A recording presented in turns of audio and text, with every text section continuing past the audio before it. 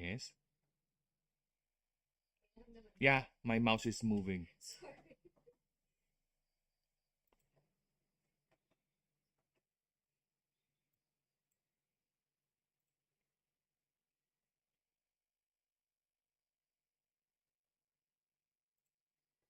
How can you kill a god? What a grand and intoxicating innocence. I'm a god. How can you kill a god? Shame on you, sweet Nerevar. Do do do do do do. Do do do do do. Do do do do. Do do do do do do do do. Do do do do do. Do do do do. Do do do do. Come moon and star, how can you fire and war?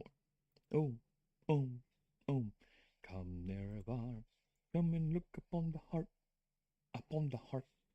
No, lay down your weapon. It's not too late for my mercy. No, oh, I'm a god. How can you kill a god? Shame on you, sweet Nerevar. Do do do do do do do do do. Da da da da down, da da da down, da da da da da da da da da. Da da da da dum, da da da dum, da da dum. Come to me through fire and war. Oh, oh, how do I get the link? How do I get the link? Where is the link? Where is the link? Whatever. Let's just go back.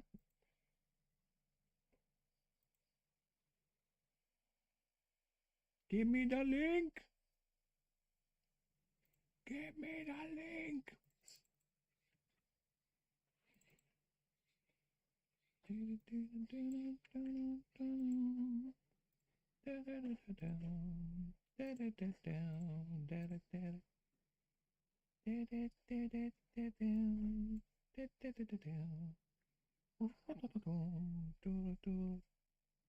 Like a moon and star. Hello, hello, A gamer. Hello, hello. Welcome, welcome. How we do? How we doing this lovely, lovely day? Don't mind me. I'm just setting up, doing all the things that needs to be set up. Hello, hello. What is this stream about? This stream is basically a devlog, if you will. So I am in the midst of designing a creature battler set on a universe entirely of my own making. So I have done the rules. They're all done. They're all ready to go. I'm just making the creatures to populate, or basically, this is asset making.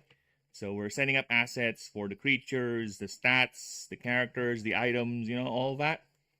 So yeah, it's gonna be me thinking about the starters currently. So there are 17 types in the game, and I am making a starter for each and every one. So yes, if you have questions about the game, go ahead and ask, no problem, while I set up here. But yeah, that's basically, this is me, instead of just doing it offline, I just elected, you know what, since I'm just making my game, let's go ahead and stream it, why not? Let's devote this entire channel that was once just a gaming channel into a devlog channel about my journey in making this thing, since it is competing with time and space. So here we go. So that's what we're doing. Hello, hello. Chocolate crunches. Hello, hello, hello. Welcome, welcome. So yeah, as I said, I am done halfway. I am halfway done with the starters. So there are 17 types. I have done, let's see, 1, 2, 3, 1, 2, 3, 4, 1, 2, 3, and I'm working on the 9th. I think the 11th. Yeah, I'm working on the 11th starter. So yeah, we're almost done with starters, and I'm gonna be making the actual creatures is the next step. And my plan is to have at least 250 creatures in the game before we get to the next part. Well, technically, I'm kind of like halfway through that as well, because I've already made like 25 gods and the starters, so 3 of each for the starter line. So how many of that? 10. So yeah, that's like 30 creatures. And I have like made maybe roughly 30 more creatures in the backline. But they don't have stats yet. They only have art. Rudimentary art, if you will. The concept is there, but not fully, right? And as you can see with my starting soon screen, they're there. Some of them you'll see very, very rough drawings. But yeah, they're there. They are there. So just give me a moment. Because, yeah, the game is primarily set to be playable tabletop. Tabletop is the plan because that's the quickest and easiest way to actually test the game systems. So that is my goal, to have the game at least be playable on tabletop. Then, once we're done, if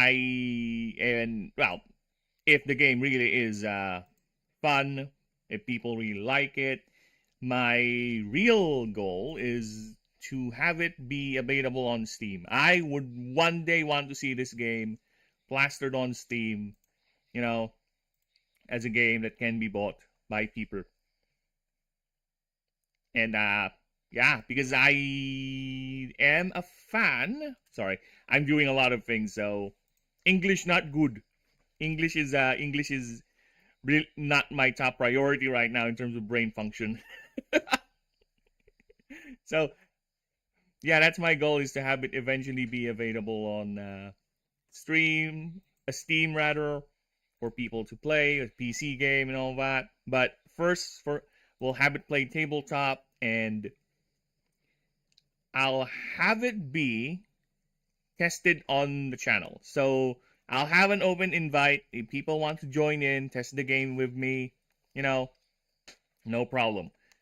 I'll be accommodating there, because the more people who try out the game, the more different play styles I get to encounter, the more bugs I'll encounter, the more balancing things we need to set up or fix, right? The more concepts I might need to remove or iron out. So yeah, I'll get to that, and eventually I will be making lore videos as well about the rules, the settings, the creatures, and all that. Because trust me, I am the main reason why it's taking forever. You know what? Let's go ahead and change scenes. Alright? The main reason why this is taking forever, because this exercise is both me making the creatures in terms of their mechanical functions, the moves right here, learn moves, move tutors. Yes, I do have spreadsheets for that. I do have spreadsheets over here of the move list in reference to everything else in the game. So yeah, that's how crazy I am with this, how committed I am, so to speak. So yeah, here they are. We have movesets, we have the stats, we have the passives, we have all of that.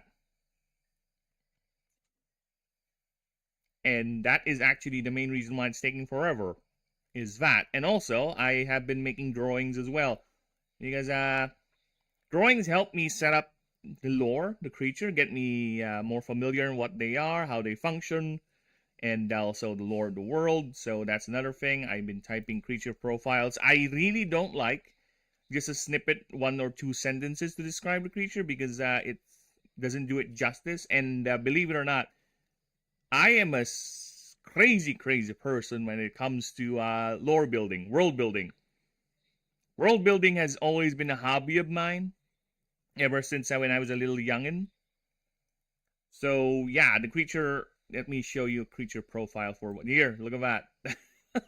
It's basically a textbook. Yeah, it's paragraphs explaining what the creature is, its habitat, its behavior, why is it like that.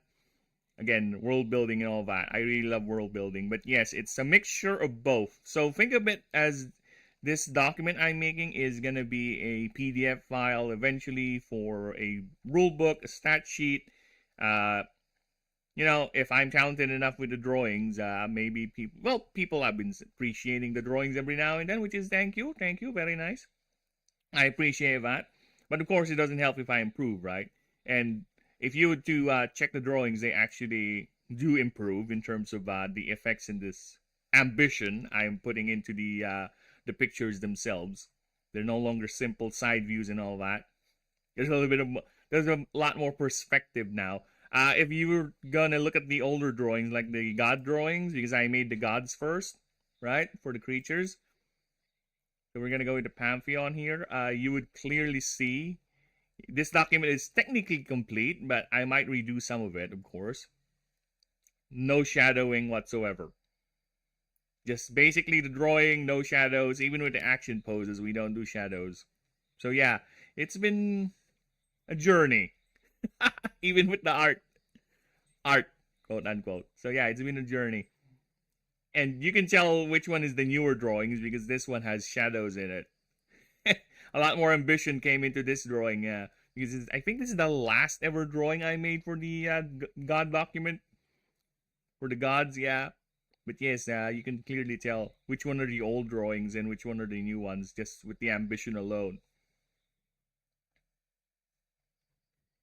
Yeah, again, the game is all set. We're ready to go in terms of the rules. Of course, we need to iron out things. We need to make sure. We'll get to that once we get to actually playing and testing the game. Now, if you don't mind, I need to check things, because that was what I was doing earlier. So I posted things. Okay, we're done with that. I posted links on Discord. Twitter. Yeah, I still call it Twitter. What can I do? What can I say?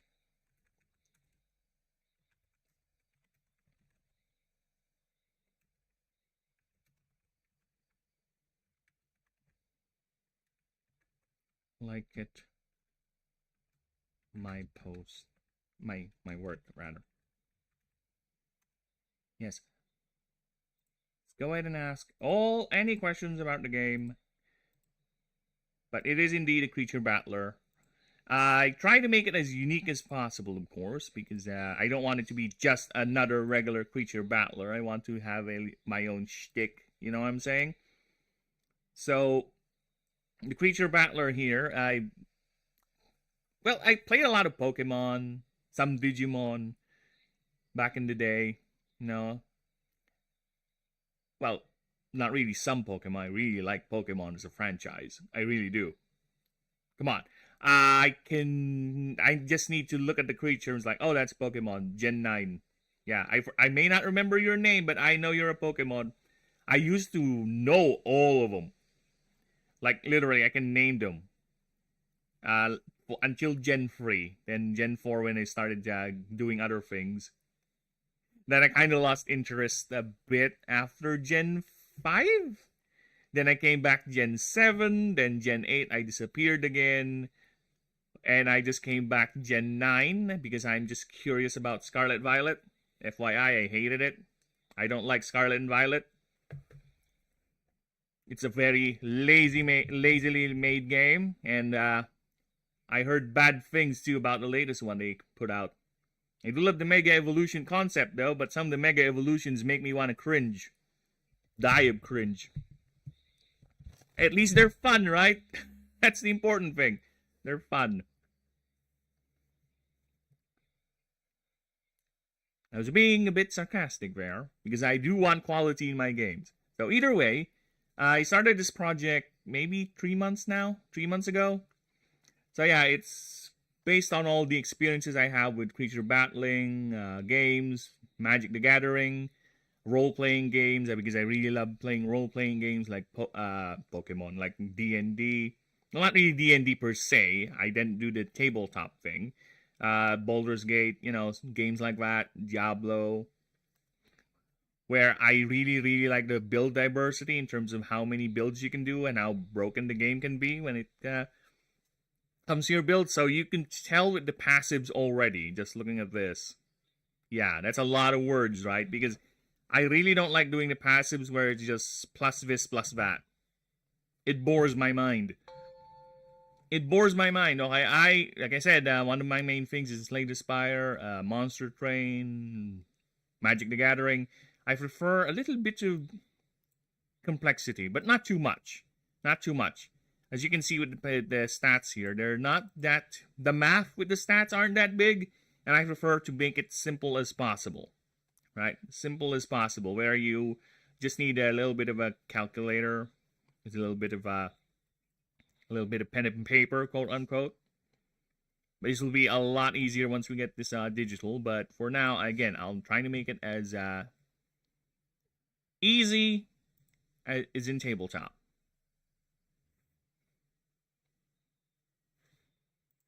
Yes, there's a lot of dice throwing, a lot of stat checking. Because that's where we're currently at right now, is making the passive. I mean, I think this is the 11th starter out of 16, because there is one secret starter, but we won't do that yet. We won't do that yet. We're actually, no, it's not that we won't do that. It's already done. He's already here, the secret starter. I just haven't explicitly said it. Maybe in one doc, yes. But in the rest of the docs, no, I have not said it. It's the only doc that does say it, because, yeah, like I said, the rules are already done. See, we have the rule system here, the flavors, the world map, the creatures stats, the character stats, because, yeah, as I was saying earlier before I went to this horribly long tangent, is that I did notice a lot of monster battling games makes the player just there, just standing there yelling orders. They have no agency in the fight, actually, other than just throwing items, which is okay, sure, it's your flavor, right? It's your style. Again, I like Pokemon. I've been playing that game for so fucking long now. Alright, sorry, just checking things. That I just figured out, you know what? Let us make the player character be involved as well. I kind of got inspired by that when I was playing, what do you call it? Digimon? Time Stranger? The latest one? Because the player character there actually does get involved in the fight. Yeah, he has a gun. For all intents and purposes, it is a gun. Okay? The main player character in Digimon Time Stranger has a bleeding gun. So he shoots things. If you get enough energy. Whatever the logic is for that game. They have abilities that you can fire off every now and then, which is okay, nice. I like that. I like that the player gets involved. So for me, your player is another layer, another character you have to build up. You have to level up. You get perks, you get equipment and all that. You also have stats that actually helps with overworld interaction in terms of dice checks. So yeah, that's where the role-playing game, Baldur's Gate 3, came in or comes in. So yeah, you have stats. There's, I think, 4 player stats. You have Arcane, Wits, Ingenuity, and Strength. Right? And also your morale. That's a different thing. But yeah. So there are currently 8 playable races with their own stats, with their own perks, systems, and all that. And aside from that, you have your creatures to manage. And don't worry, that's another thing, too, that I aim in with this game, is that I also noticed that in a lot of creature battler games, especially ones where the creature evolves, digivolves, whatever, the earlier forms become useless in the greater scheme of things. They're just a stepping stone. They're forgotten as soon as you reach the final form. That's it. They have no other mechanical use other than a stepping stone. It's kind of a shame, considering some of the forms I like in Pokemon design are the earlier forms, and I can theoretically bring them in game, sure, but it's, come on. They're just stat sticks. They're inherently not as good as the final forms. There's no going around that. There are some exceptions, of course. Some, but that is not the norm. Alright, that is not the norm. Me, I will try to make it a norm where all the forms are useful. All the forms are unique. So yeah, even though I have like, let's say very, very low in terms of species count, in terms of actual species count for the lines, you know. For example, I have like 300 creatures, but they're like 30. Is that 30? Am I doing the math right? 30. 300 divided by 3. 100. Okay. Only 100 creature lines, and they're all 3-stage evolutions or ascensions. Yeah, it's not that much, but the way I designed them, they are actually unique. You can play them. They have their own unique play styles. They have their own. Actually, they're so different that if you were to check the move sets of each of the forms, they are actually very different. They have different move sets. They have different passives, completely different play styles and stat lines. They all have unique moves. Even the typing will change. See, it's Almagosi here is a Voltaic Artifice, but its Friar form, the Hoaxo model, is actually a Voltaic Nyx type. And the only reason why it stick with the primary typing Voltaic is because this is the Voltaic starter. This is your starter for the Voltaic types. Some Ascensions will be completely wild, where the creature, like there's another one I made, Quarksling. It's a Water Nyx type, right? Then its final ascension is going to be Night Fling, and it's going to be a Nyx Artifice type. So yeah, it really, really depends on you, the player, which creatures you want to. If you really like this design, this play style, go right ahead. I won't bar you from getting back to endgame. Sure, why not? You can do it. All creatures are designed to be like that, as far as I can tell, okay? Of course, again, once we get to... This is all theoretics. Once we get to the actual testing, then I'll see if we need to adjust or retune, retool, overtune, whatever. Right? Yes, that is the goal. That is the design goal. And yes, don't worry about it, because if you want to get an Almagosi, you can technically go out there. You just need to know which habitats the creature lives in, find those biomes, and go in and search. I will give them to you. And no creature here is uncapturable. I won't do the thing where other creature battlers would do, like, this creature can only be captured once, and that is it. Well, aside from the gods. The gods are gods. The way I would describe the gods in this setting, they're not like someone you can shove into a ball and that's it. No, they have their own quirks.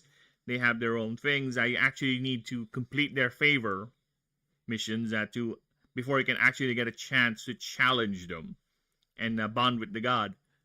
So yeah, that's another gripe I had with games where you have the literal creator of the universe and you just throw a ball at him, and he's there. It's gonna be in your pocket. He's gonna be in your box forever, and the universe just works fine. Yeah, okay, sure. It's your game, it's your setting. You do you, man. But for me, it's a pet peeve of mine. I kind of don't like that. It ruins the setting for me. Because I just don't look at the pretty things, unfortunately. I'm the type of guy who's more on the... Wait. Lay down your weapon. LOL! It is not too late for my mercy. My background music wasn't playing the whole... It's playing, but it's on mute.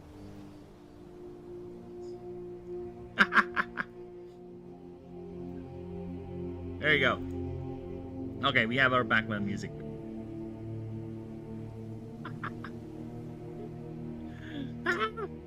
Crazy, crazy. Okay, let me go back to, let me just share, just give me a moment. Let me just share this bloody stream on Facebook. I'm a god. How can you kill a god? Shame on you, sweet Mary.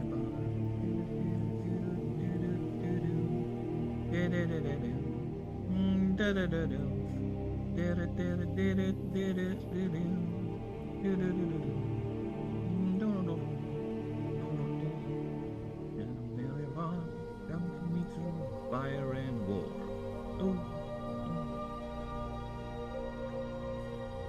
Lay down your weapon. Good All this time, I thought I have my background music on, but apparently no. Ay, ay, ay. Ay, ay, ay. Yeah, because I don't like hearing my own voice. That's cringe.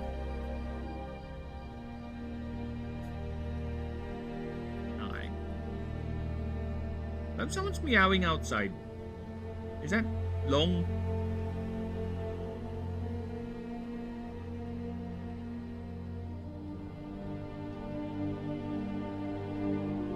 Yeah, we have a lot of hungry kittens outside. Why? They're beating at you? Ah, baby. She's hungry, angry. Angry.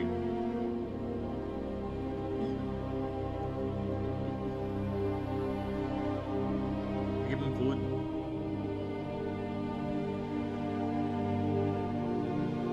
As I was saying, yeah, so yeah, all creatures are capturable. You just need to find them where they are. I won't do the thing where, oh, this creature cannot be captured anywhere. Fuck you. Right? No, it's fine. I'll do it. It's up to you. You have fun, alright? I mean, my main goal is, yes, I will punish you. But it's the game. You just need to learn the game. It's fine, it's fine. I will allow broken shit, alright? I will allow broken shit where it comes to a point where you invalidate most of the content, you know? The only time I would go around in balancing stuff is when you actually get that power level too easy. That is the only time I would consider balancing stuff. But most of the time, no, you do you. Have fun. Have fun with my system. The more you break it, the more I'll be proud of you. The more happy I am. Like I said, with games like Slay the Spire, Magic the Gathering, there are games that revolve around making the broken shit as much as possible. Yes, and now, let us continue with our journey. And like I said, this is the 11th starter out of 16. So we are very, very close to the end of the starter lines, and I can finally move on to the ordinary creatures. So yes, this is the starter for the baseline. I think I worked on Meshabite online, so we have a stream of me making Meshabite. So here it is. Simple.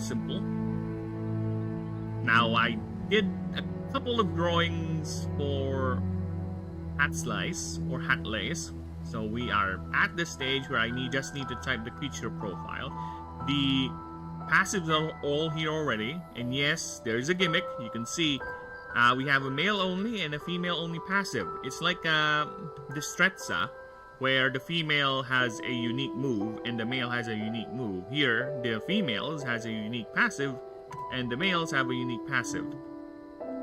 That, or they can get just the generic Extendo Clause passive, which is the first time I ever did a passive that is technically unique to the line, and I just, you know what? Let's move it as the generic passive for the next line. Let's do it. And this is actually the first ever Ascension where the type is the same. It's base for Meshabite, and when it sends to Hat Slice, I need to get used to the name pronunciation here. It's the same typing too, base. The only thing that will change is the final form. The final form, which is Mihraj, is gonna be a mythic type. Yes, just look at that. That is legendary right there. I'm sorry. I am so fucking biased with this design, alright? This bad boy right here. Even the wife was like, that is quite the jump. From this to that, yes. Because it is a mythic. It has achieved mythical status. It's a base mythical type. And it's quite hard to find or be in the wild. It's very rare in the wild, let's just say. Because you'll see why. Because of how it is. Yes, it is a Wolverine creature. It has Wolverine claws, aside from its regular claws.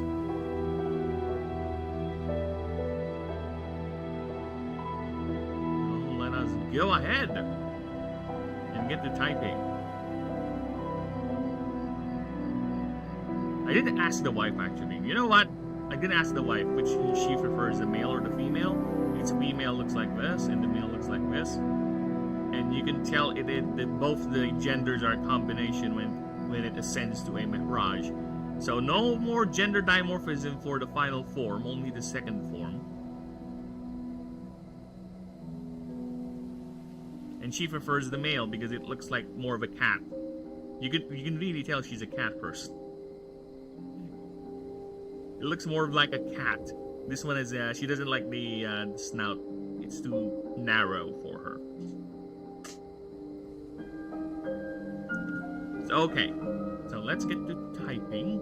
And like I said, if any one of you people out there have any questions, go ahead and ask. The rules, they're all good. They're all done. Anything. Under the sun, actually. I'm okay with it.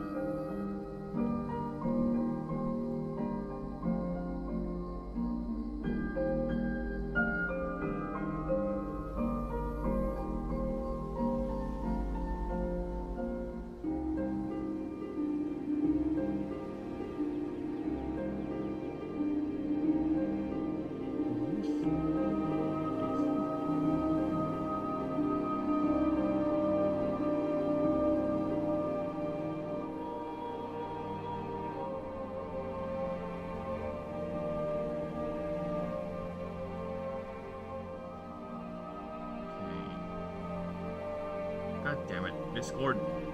Don't minimize. There you go. Okay, let us begin. Actually, I do sound okay, right? Well, I got people chatting in earlier, so I think I sound okay. Let me just make sure. How do I sound? Do I sound okay? Do I sound alive? I sound okay. I have a little rasp in my voice, but you know what? It is fine. It means that I am maturing. Hey, Denisium! Hello. Welcome. We doing good, brother. We doing good. If you have noticed, I was not able to stream a few days ago. And that's why the entire Almagozi line, half of it wasn't completed on stream, so I have no documentation about this creature. It's because I lost my internet. Yeah. I lost my internet, so for how many days did we not have internet? 2 days, no internet, so no streams, and I just worked offline quietly and completing the Hoxawaddle and the Almagozi line, or basically Ascension forms. So yeah, they're all here, and I kind of wish I streamed it because I really like Almagosi's passive. It is quite unique in terms of all the other passives I've done so far. I'll be going for another week because I had to go camp. I just got back to sleep at home. Oh, damn. Well, I hope camp is fun. What kind of camp are we talking about here? Just camping outside in the woods? Because, yeah, that's neat. I used to do that a lot back in the day. Well, not really camp in the woods, but I would just have me and the cousins and I and my brother would stay outside, we call it a midnight society, so we'd stay outside, just hang out there, look at the stars, talk about things, camp light, everything, a little bit of firelight. We would do a bonfire,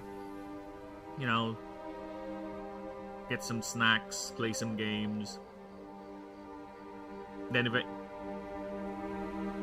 oh, it's that type of camp. Well, hopefully church camp is fun. Church can be fun. Depends on what passes for fun, of course. Scouts, I don't know. Never been a member. Funny thing is, never been a member. I say that, but I think I actually got a memory, a really deep memory of mine, where I actually wore a Scout's uniform and actually went to some sort of a commemoration event, and I got a medal or something. I don't know. It's really old, and I think I was like 6 or 7 years old. But I don't know, I cannot recall anything. So I would gladly say I was never a member, even though I have that memory of me attending that ceremony. Church was in one house. Oh, is it like a church, they'll get together with the church folks? Sort of thing. It's like strengthening your bond with God. Something like that. The scouts will be the one intense. Oh, yeah, well, have fun, have fun. That's, you know what? It's fine. Sometimes it's fine to just go out there in the wild. You know, just relax, enjoy nature, appreciate the clean air while it's there. While the trees are still there before it gets bulldozed by the encroaching, inexorable growth of civilization. Actually, that's why, again, I live in the provinces now. I don't want to go back to the cities because I just go outside, man. If only I could show you what I have in my station right here, in my workstation. There's the window, and I can see the outside, and it's nothing but mango trees. Nothing but mango trees, and of course, leaves, grass, banana trees. Yeah, bananas trees. They're grass, right? Like tall grasses. Yeah, I think they're tall grasses or something. Because you don't really, when you cut a banana, it's not actually a tree. It's like overlapping leaves, something like that, the way they look like. So yeah, I'm very close to nature. So people say touch grass, bitch, I live in grass. I just go out my house and I will touch all the grass I want. I have some mangoes too if you want. Dirt was the cool one. Dirt was pretty cool, but I had to leave early because the two camps overlap. Aww. We have to go with the, why, is you also, well, yeah, I guess both of them can be fun. Dirt was, like 4 or 5 churches, teenagers to adults in one lake. Oh, that's nice. That's nice. They'll hang out, they'll get together, you know, that's nice. People, there's a lot of people, especially the older you get, less and less social interactions you get. You know what? It's fine. It's good to get to be out there, interact with people, get your social skills up.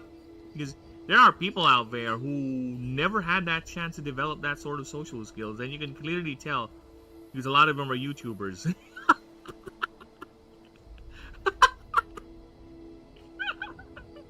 A lot of them are YouTubers. And they don't know how to handle criticism.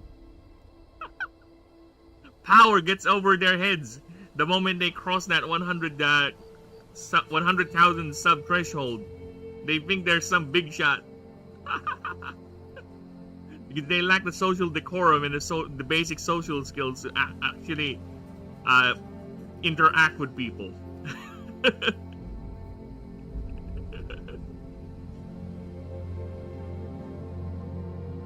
Yeah, believe it or not, even though I talk a lot, even though I'm quite talkative, people say I have good personality. I don't know. I don't believe them. But you know what? You do you, people. I am actually more of a antisocial prick. I tend to not be involved in social things. Dude, my Discord account, I have Discord, right? Especially with my personal Discord. I belong to several groups, several Discord groups, but I rarely visit them because for some reason, you know what, It's not that I don't like hanging out with them. No, I like hanging out with the people. I won't be in that Discord if I don't like the community, okay? It's just that when I get busy, especially when I'm doing this project or any project that makes me to become too focused on that thing, I get too busy to the point where it's like, oh shit, I didn't realize, oh, the time flew. Oh, yeah, I forgot to check with these people. Sorry. So yeah, it tends to happen with me, and I rarely go out of my way to find groups. You know, today I visited or joined a Reddit group about creature battling games, just so I can see what's going on with the space, you know, and ask for feedback there too. Introduce people to the concept and all that. But no, I did it with my personal account, not with this account. I don't want to go out there and just promote my shit. You know, that's cringe. And people say I really am bad at self-promoting because I am bad at self-promoting. I am very bad at self-promoting. Yeah, I do find a little bit of cringe every time I do that sort of thing. A little bit, but I just need to get used to it. You just need to get to that first steps, as they say. Yeah, sometimes I see young children and they are just commenting for no reasons, like the TikTok commentary. Yeah, because that's most of their social interaction is through TikTok. It's a very one-way sort of thing. right? They don't really get replies. They don't really get proper face look. When you talk to someone, it's very, very different to talking to them while in a chat. Because when you speak to someone face to face, you get to see their visual reactions, every little micro expression they do. You can tell something else is going on from what they're saying, right? It's very different from reading, because when I just read something like a chat, it's mostly your brain that's filling up the details as to what that person actually means. And some people just don't use exclamation points or punctuation, like me. Really, I'm very bad at it. So yeah, people will tend to guess what you feel, what you mean, and they will just read it normally in a very monotone inside voice. But when you actually get to talking to someone in person, you can see the little inflections they would do, the little quirking, the little twitches they would do, the way they look at you. It's very different. It's very different. That's why we have a lot of kids nowadays who talk like that. They think they can get away with saying things like that in IRL? No, not really. Not really. No. Try to talk like that in IRL, yeah, people are gonna slap you in the face. You're gonna get beaten up. That's for sure. And yeah, that's another side effect of that TikTok or that style of talking. There are people nowadays, some of their vocabulary confuses me. I feel like an old person, man. I feel like an old person when it comes to hearing how people talk nowadays. Like, there are words that... Oh, that's what it means now? It's like, the way they talk, it's too condensed to the point that it doesn't make sense to me. Like, okay, so that's our language now, huh? Well, that one song, something like skr skr broom broom or something bullshit like that. Like, so next time I'll be hearing people talking in abbreviations, like, which is actually kind of the same thing. We are kind of doing it with I don't know, IDK, as far as I can recall. Yeah, stuff like that. But you know what? Even though I get confused, and sometimes I do find their lingo to be a bit cringe, I'm fine with it. You know what? It's fine. The important thing is as long as we can understand one another, okay? I would make fun of you for mispronouncing a word because we're friends and I do love making fun of my friends, and you are fine to make fun of me. Sure, no problem there. But in the most part, seriously talking to someone, I'm okay. Yeah, you do your thing as long as I can understand you. It's fine. You know what? I'll have an issue with you as long as once I really don't start to understand what you're saying. Alright? That's when I start asking you questions. Why are you talking like that? Speak English properly, you bastard! Shaking you violently. Speak English! Speak English properly! I do not understand the words that are coming out of your mouth, boy! But yeah, what a world, man. Hopefully we get to a point where that style of talk does not get, too popular. I kind of prefer when we use words rather than everything's a shortcut. It's like, next time we'll be learning binary. 0, 1, 0, 0, beep, beep. We'll just be talking binary because everything needs to be, people have so short attention spans that every message, every word needs to be delivered really quick. Alright, so we'll be talking in binary now. We'll be doing machine talk. There you go, that's an entire paragraph. I just told you my life story. Oh my god. Efficiency in exchange for the eloquence of words. Because I used to have quite the vocabulary back in the day. But as I grew older, as my brain, as I don't practice it, it eventually deteriorated and vanished into the ether. Sometimes I would surprise myself by pulling words out of my ass that, oh yeah, I remember that word. Or if I hear a word, oh yeah, I remember that word. That's a word that I used to use back in the day. Those times are long gone, however. Now it's about efficiency, I guess. Alright, where were we? How are we gonna open the hat slides? Hat slides. Hat slides. There you go. I might change your name. I might change your name because this is actually a play on Egyptian words. I think Mesha, or yeah, Mesha is worker. Then Hatya is soldier. Then Medjai is gonna be I think royal guard or something like that. It's not a pharaoh, no. It's very close to a royal guard sort of position. Yeah, as you can tell, the Egyptian theme is quite strong, especially once we get to this and the little head crest over there in the final form, and the color scheme too, white gold. Okay. Now let's get to actually typing. Lab, getting distracted again. Can you turn on the fan?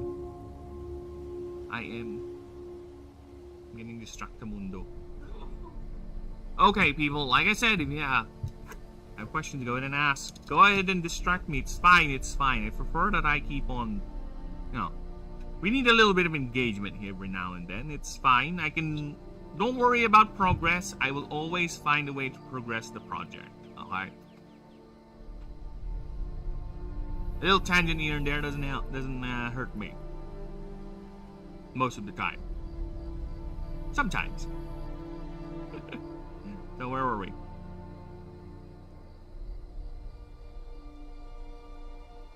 Okay.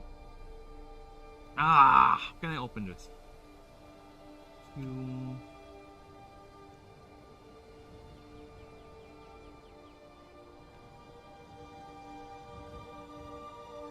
To see.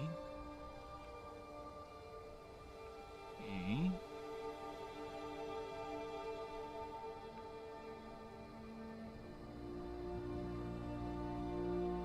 At least. Now I know. The brow.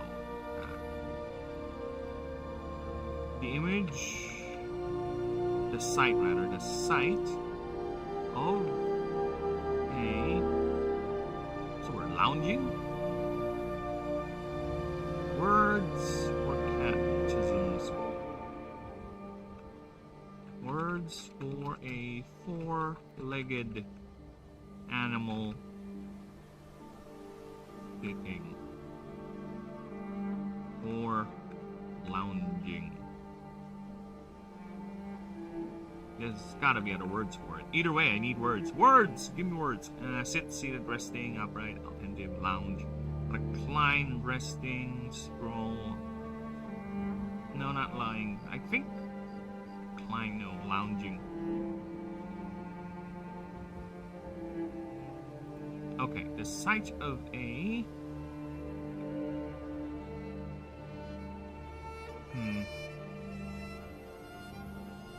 Lounging, no. Resting.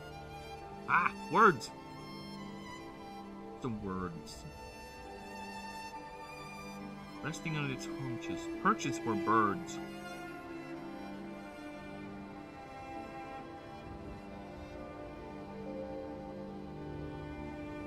Okay, so that is a haunch, okay.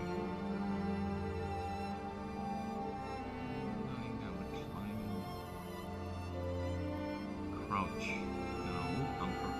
No. Loafing. There you go. Yeah, loafing. Let's go with loafing. That is such a cat term. Yeah, that is what I'm looking for. Yeah. No.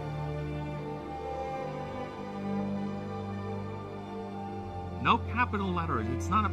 It's like a dog or a cat. Or do you have to put capital letters because it's a name and it's gonna be copyrighted? IP and all that.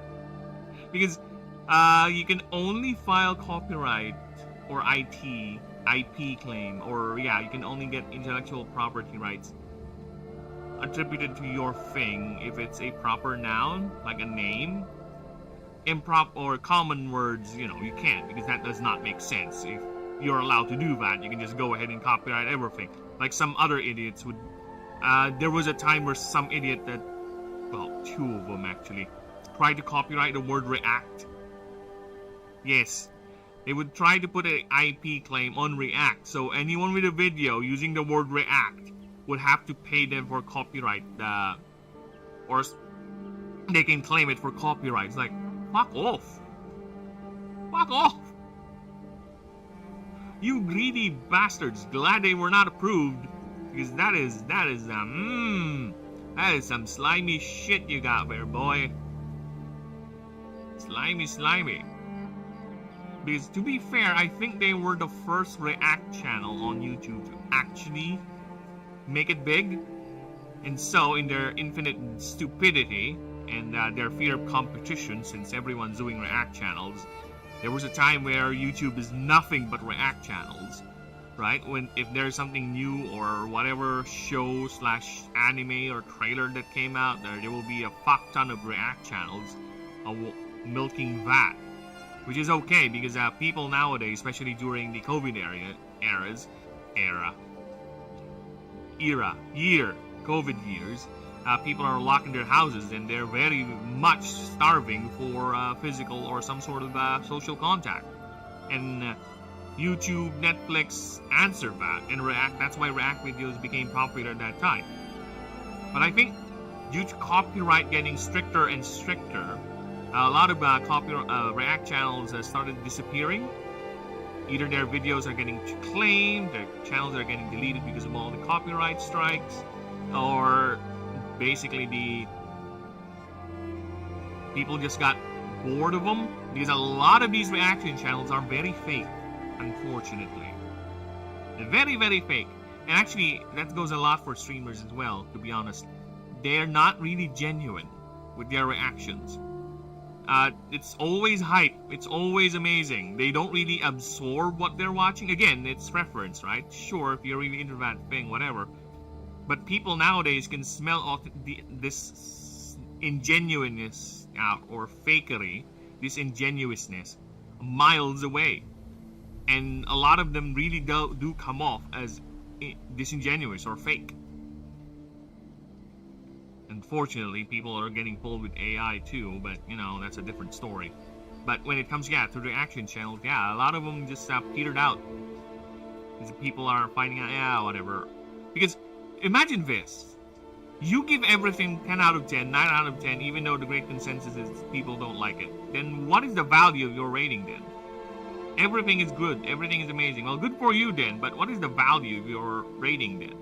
If everything is that metric. So, if you tell me a show as good as Arcane Season 1 is the same rating as show as bad as Fallout Amazon or whatever, that stupid show, then what is the value there? They're functionally the same, but they're very different in terms of quality. One is crap, one is not. I can tell you that's crap in terms of its crafting and its storytelling. I don't need to. Subjectivity is very different, of course. You may like the show, but in terms of craft, the actual art, or not art, the crafting of it, in terms of how a story works, in terms of how everything is, in terms of its world building, nothing makes sense. The characters are dumb as fuck. They should not be alive. They only get around because the writers want them to be around, or they get to this point A, point B, because there's no real logical through line to get there. There's no real sense to it. None of the payoffs makes matter or it does anything. It's all superficial nonsense. Sure, you may like it, but they all fail in those metrics, so it's shit. I'm sorry. And I was even told if you're a fan of the Fallout universe, you'll like that show. It's like, no. Sorry, I don't clap at everything just because it's wearing the skin of an IP I love. Fuck off. I am different. I hate to say this, but I don't look at media that way. If you're gonna wear the skin of an IP that I like, make sure you wear that skin properly. Yes, I have typed, see? Yes. Hi, I'm typing. The wife is like, you're supposed to be typing. Yes, I know. I'm getting tangent vibes. I'm getting tangenting. Just giving me that look. That look right where I was like, shut up. Shut up and type. Ah, I love women. Alright, where was I? Leather hat lace. Lounging. Oh, shit. Loafing. There you go. Loafing. High. Top. A rock. Cliff. Looking down. Is a sight. Many travelers.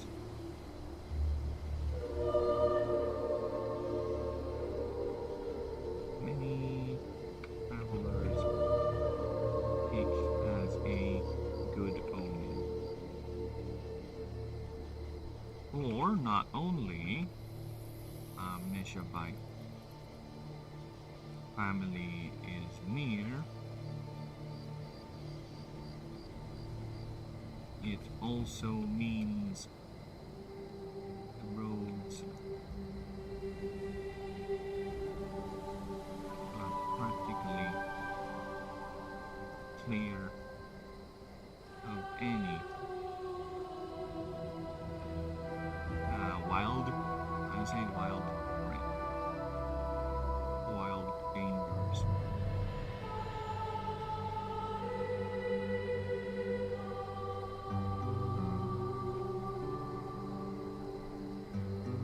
They are considered omens of good luck.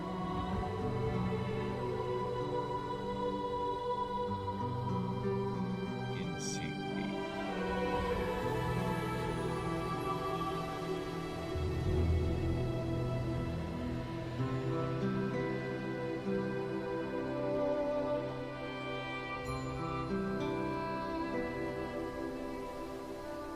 Northeast features.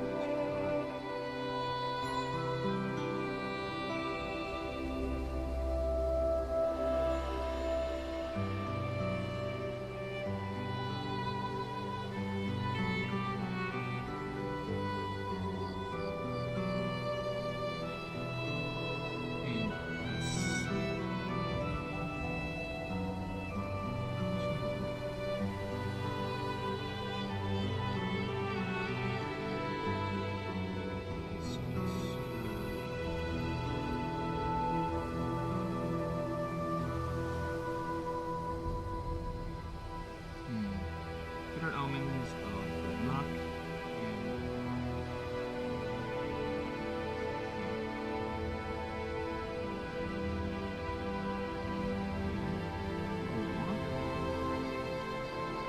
these really protected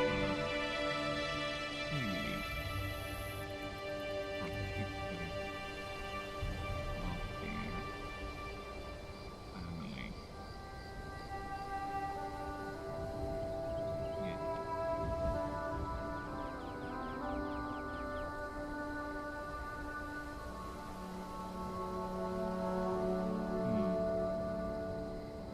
kind of redundant actually.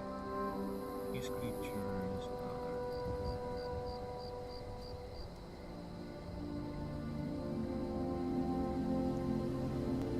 I think I need to move this in the front.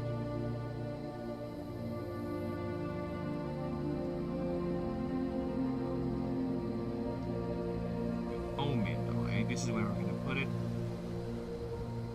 Here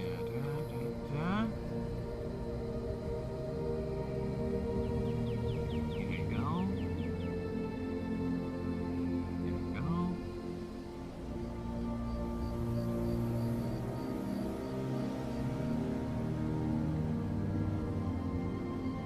Okay.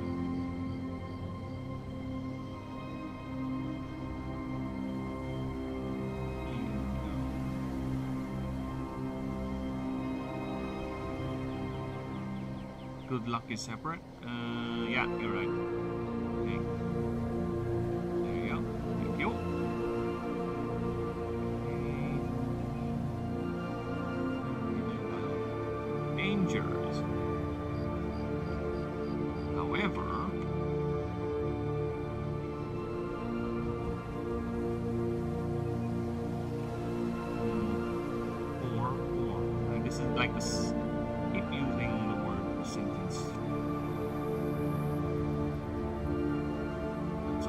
beginner.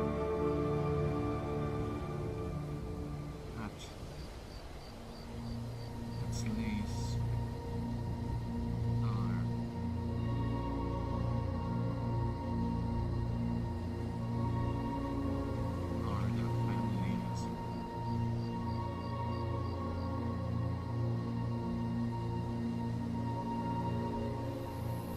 What's a word? I'm looking for a word.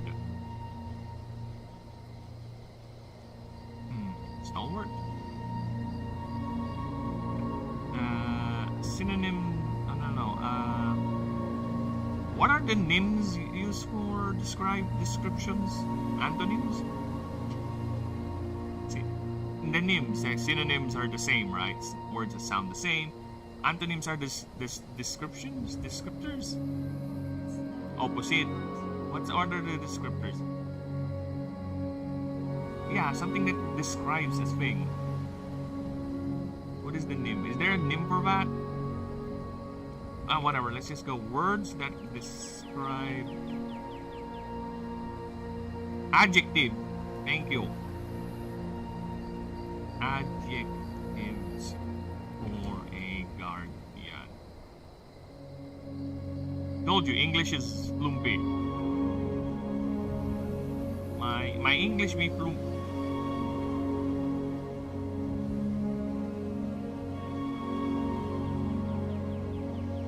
The fuck? Vigilant. Watchful. Ah, there you go. Families ever vigilant and stalwart wanderers.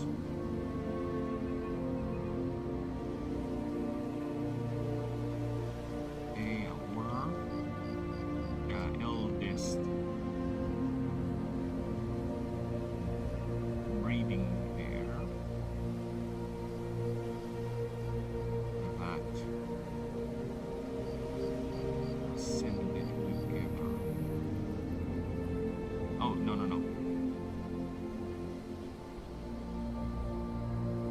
They are mostly male and female. They were the family's eldest breeding pair. So yeah, that's why we have a male and a female here.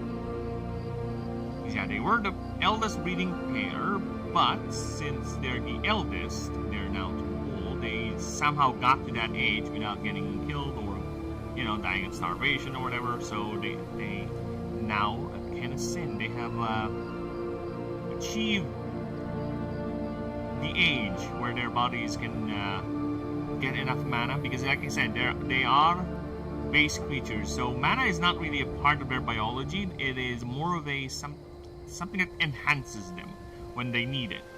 They can technically be animals. They can survive without mana. They're not like the Alderon where it's totally dependent on the substance for it to function. No, base type creatures, primarily double base type, like pure base, can literally survive in a world without mana. They are animals. They are I would use the descriptor the in-between. They are the gap, right, between normal animals, because yes, there are normal animals in this setting. There are birds, there are lobsters, there are crabs, something that Pokemon once had, but for some reason forgot or skipped or just let go. And just also with predation, that's another thing they forgot. They just never mention it. For some reason, no one eats another animal in that world, which again, it's their world, it's their setting. You do you, but for me, it makes the whole ecosystem doesn't work. It don't work, boy. It don't work. What is this ecosystem? Okay, how do they? Apparently, everyone eats tofu or rice balls, I guess. Even a creature or an animal an Ekans that is clearly a snake. Even a Prior that's clearly a lion that has predatory features does not eat any meat. They eat rice balls. Alright, sure, whatever, man. It's your universe. You do you, alright? Because why would a creature like a Charizard bear fangs if it's not going to use them for predatory actions? Why would a Pidgeot not develop talons that are for grasping if it's not going to use it for predation? It does not make sense world-wise. I'm sorry. There is that one Pidgeot art I have, and I have it on my screensaver, where it does show a Pidgeot catching a Magikarp, which is very rare in terms of Pokemon art. You rarely see a Pokemon predation like that. And it's only implied too, which is fine. At least I get that art. I am okay with that. I don't need to see the Pidgeot actually tearing the Magikarp apart. Alright? It's fine. At least we get that implied. That is the most implied act of predation ever. But they don't really specify it. They only do that. That is the most you're gonna get with Pokemon. It is implied, but most of the time the game or whatever just tends to not mention it. It is only implied, which is fine. Again, it's their world, right? But for me, it does not make sense if that's their idea of it. In fact, there is some Pokemon fan games I played, which again, it's a fan game, you do you, but I do find it cringe that there is a Pokemon fan game out there where it's explicitly said that the king and queen of this country has forbid the consumption of Pokemon. Like, alright, sure. The one where are people gonna get their protein? Everyone's gonna eat tofu, I guess. Then that will only incentivize underground groups to actually have, you know, more poaching of Pokemon, because there will be demand for Pokemon meat. Either way, you're just making it illegal, but people will not, all of them will 100% go there. No. Now you're just giving more criminals another avenue or another market for them to be criminals. Yeah, thank you. This is why I told you I am a stickler for world building, okay? And granted, I am not even good at it too, because there will be holes here that people will see and they will question my logic. And I'm gonna be like, oh, it's actually this. Or most likely I'm gonna be like, oh, you're right. I need to figure that out. You're right. I need to figure that out. Like, the biggest question I have in the setting right now is because, yeah, we're currently in a mana crisis. We're in a drought phase of mana. But the civilization took 1,000 years before the Auric Confederation actually tried to solve that problem. Because the expeditions to the mana gates are only happening in 1,000 or 1050 NF. So technically, that's 1,000 years after the fall of the cosmic order of Lucerius and the founding of the era. Why did we just have that? No, actually, no. They were trying to solve this long. They were trying to figure out ways to find alternate sources of mana through space mining, getting resources and converting it to mana. They tried to do controlled expansion, but of course, the more you squeeze people, the more people will try to circumvent, the more people will try to rebel. And it's now coming to a point where governments are actually really struggling in controlling that, and growth is now being exponential. So yeah, this is the time where the setting is actually running out of ideas to adapt to the setting, to the world, to the pressures of the world. Yeah, they were trying to figure out ways, but they are to the point where they're running out, and this is another avenue they're willing to explore, because like I said, the mana gates, they know that the mana gates are there and they're locked for a reason. It's because of the void, right? They just want to know why hasn't there been any massive void incursions for the last 1,500 years, and if there's something they can do about it. Maybe it's time we open the gates again. You know, maybe the void is no longer out there. You know, maybe, but they can't really get near the gates because any attempt of aerial or orbital incursion into the gates using spacecraft or any sort of vehicle gets shot down by the phylaxes and the automated defense systems of the gates. So yeah, the only way you can get there is by foot, through the blasted waste, and that's where your player character comes in. Now, since I'm gonna have multiple character origins, I don't know how I'm gonna do it. I might just have it you stumbling into that, because what if you're just a dude who just is not really into what's going on? You know, oh, they say there's a mana drought going on, but I don't believe it. My farm is doing okay, and I'm a country bumpkin who wants to go ahead and explore and start anew. I want to experience new stuff, and your goal of experiencing new stuff, your farm boy, is going to the most dangerous places in the world, and that's the blasted waste. So yeah. So you might stumble into that greater mystery, you might get recruited by the government, it depends. I'm still thinking about that. We will get to that once we get to that, which I still need to do Placivitus, Primodus, the Heroes Triad, Liliahelix. Yeah, I think I still need to do 4 more God favor tracks, then I'll do the Nexus, then I'm done. Then I'll be working on, as promised to Denisium over here, I'll be making the non-Astari character backgrounds. I have a couple already, and the most interesting ones for me is the Mage. Yes! You heard what I said. You can get to play as a mage because magic casters are still in the world. You are a magic caster technically. You are an animancer. Your specialty as an animancer is bonding with animals, with the creatures of the world, which is the most popular thing because the creatures here are quite extraordinary. So yeah, that is the main magical discipline. But there are pyromancers still who study the greater mysteries of magic. They are the mages. They're very, very few are far in between because it's easier to just bond with a bird and tell the bird to cast fireball than to actually learn how to do the damn thing. Okay? But there will be a mage class, and you will have your spells. That is an interesting thing that I'm thinking. There will also be guns in the game. Yes, that's another thing.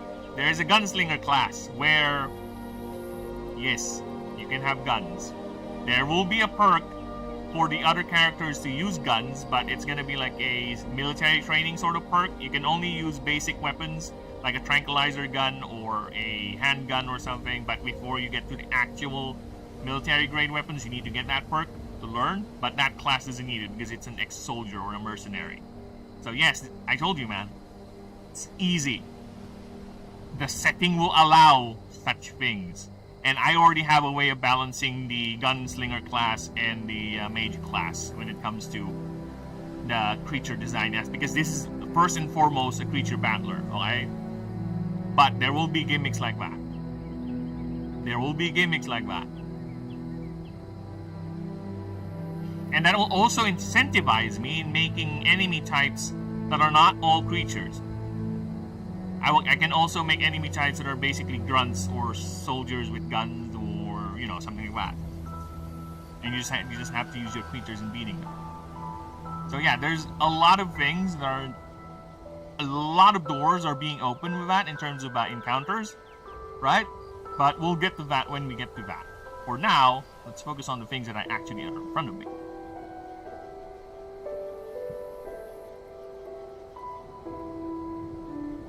They were the family's eldest breeding pair.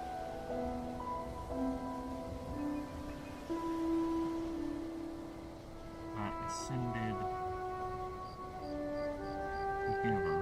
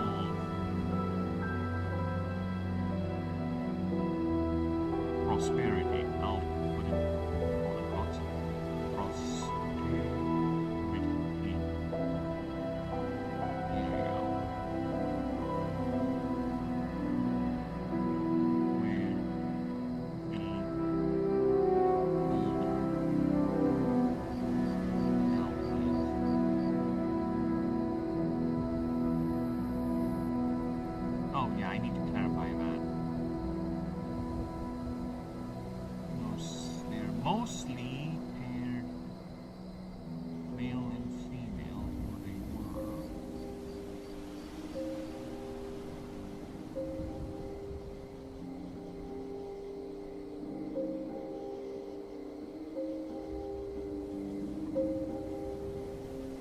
These pairs or are features.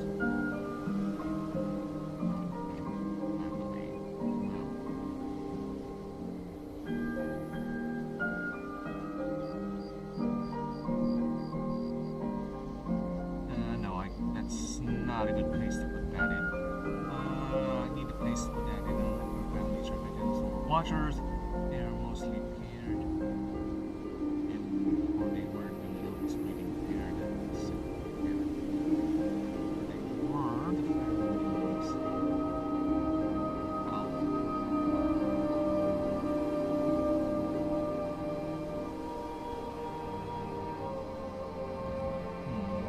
I kind of want it to be mentioned. I don't want it to be implied. Mostly paired, for they were the families of this breeding paired together.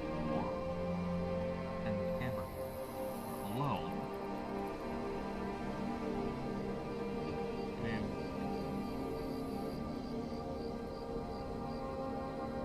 the only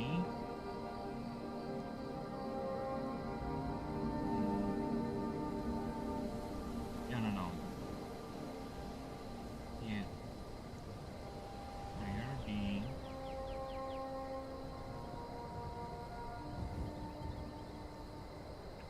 fact no regardless of which these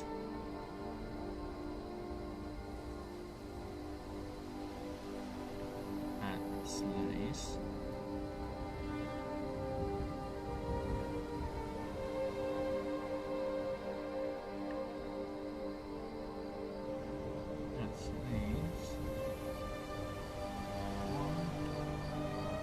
and alpha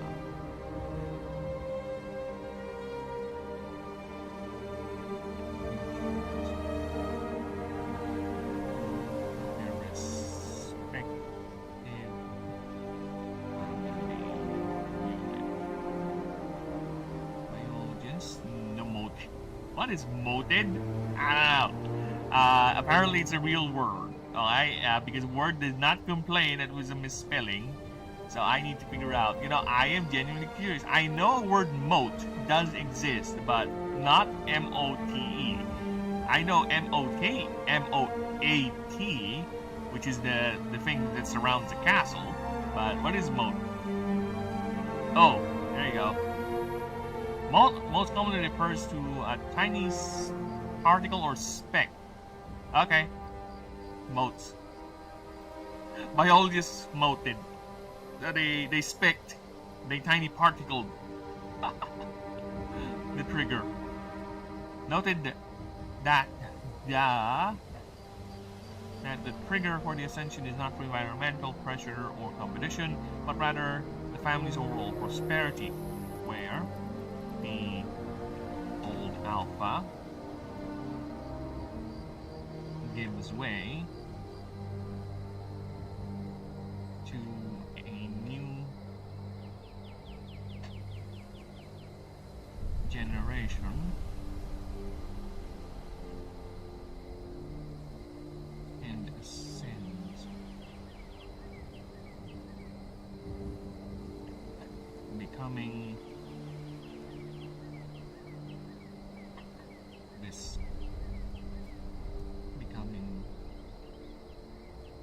in a sense, or a hatless never.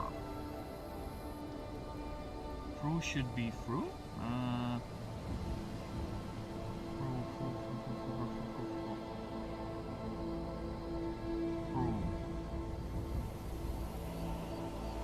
I think, yeah, you're right. You know what? Okay, I need to be reminded. What are the difference between through and through again? Through versus through. Because through is you go through, right? You punch through. Through, it's words. So yeah, okay. So through is the standard English spelling and appropriate to almost all writing. Through is an informal abbreviated spelling. Okay, so it's basically the same, but through the other through, the one I use there, it's more of the informal one. So we're gonna have to go with the formal one because this is a creature profile, so it doubles up as a little encyclopedia. Think of it like a picture book for little kids to open up. Hey, look at this, mommy! I want this picture book. You know, something like that. So it has to be a little more formal than PHRU.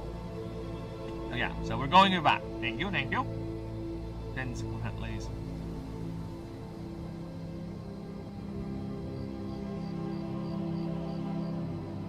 Or once, at least. Sins.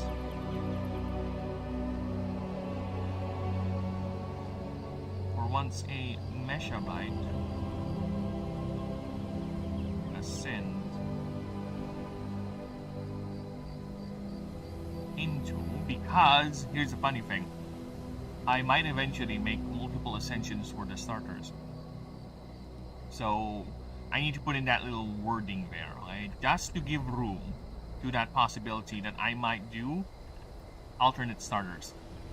Alternate ascensions for the starters. I told you, the ambition is there. I'm just laying the groundwork. Okay? For we might eventually get to a point where ascensions for the starters, like an expansion sort of thing. Like the starters will have a branching path. Eventually, maybe. But one thing is for sure, I will run out of passive ideas eventually. But not currently. Not currently. Currently, we're still, I think I'm still healthy with this, with the level of variety and uniqueness with this, with the passive abilities.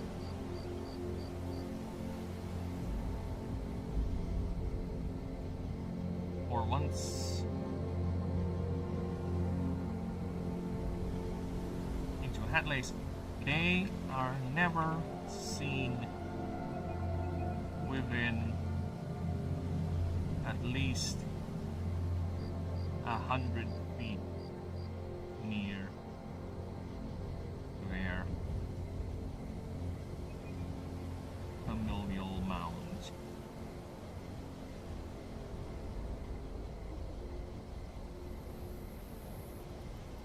The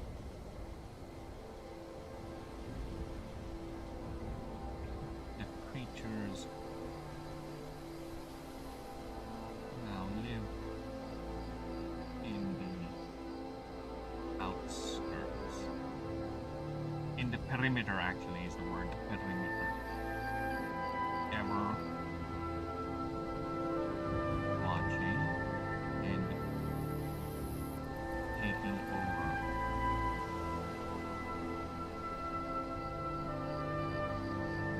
And becoming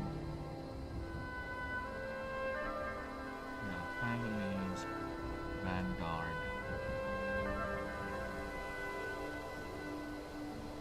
Against rivals and predators. And yes, it's quite a lonely existence, you know. You ascend into this form and you're no longer technically allowed to go back, in a sense. Because you'll be stuck doing guard duty.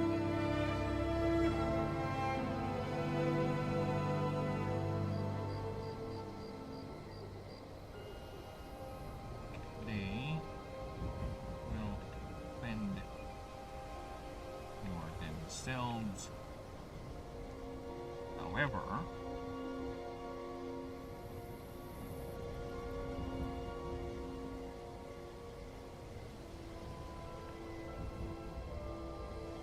if their families have enough surplus, it has been documented that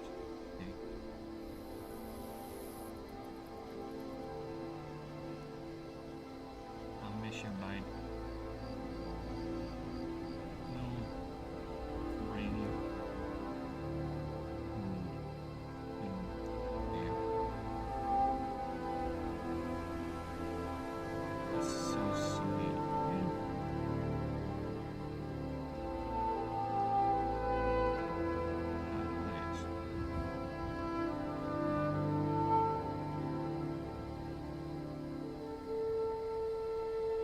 Okay. Let's go here. And I need to pee. I'll be right back. Meantime, enjoy my BRB screen. It'll be quick, I promise. I'll be right back. I just need to pee.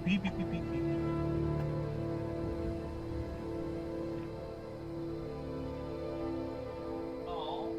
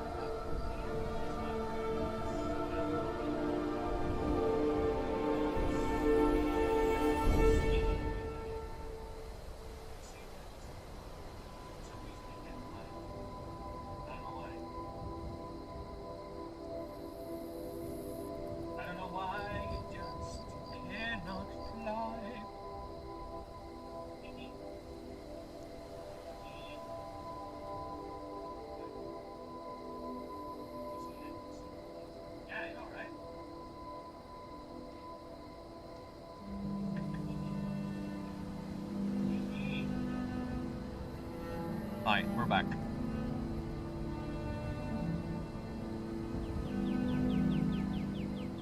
Oh, hi.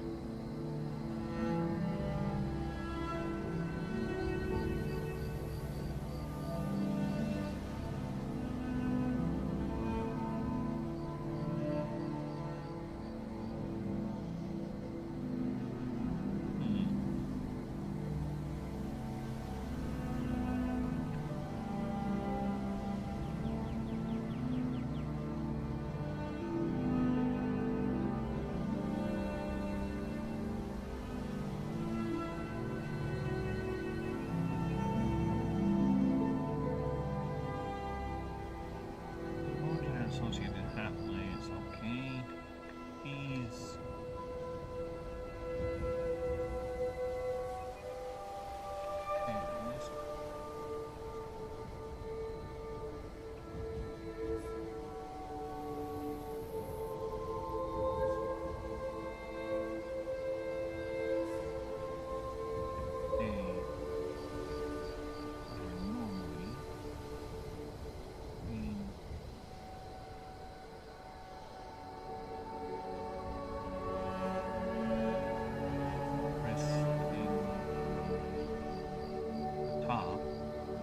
vantage point.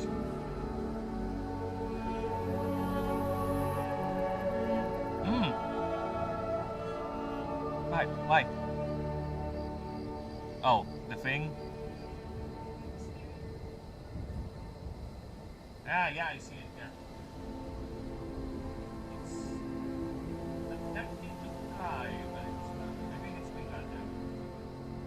Oh my god, it's flying again. It's near me!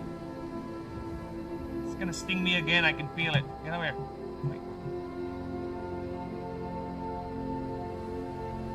Yeah, it just wants to get on my screen for some reason. Get away from my screen! Blasted insect. Is it one of those stingless bees or one of those hornets or something?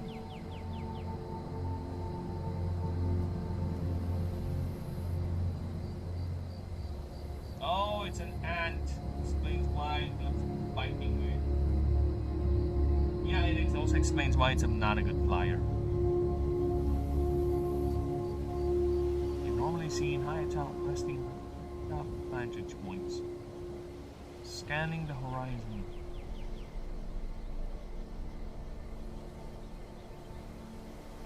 Any signs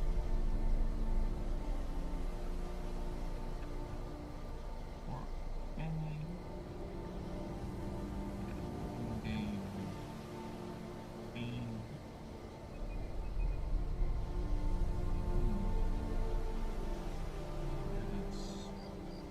right.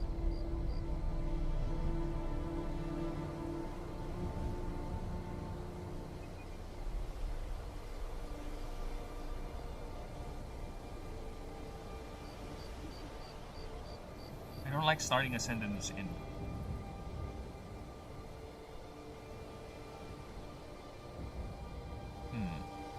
Four again? No, other way for start a sentence. The threat? Yeah. Please.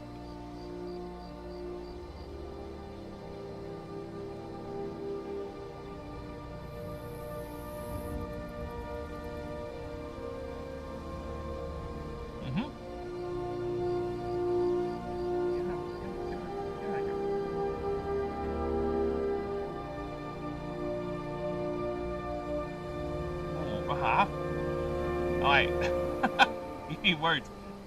Words to start a bloody sentence. I keep starting with day 4. Alright, day 4 these. Come on, give me new words to start a sentence with.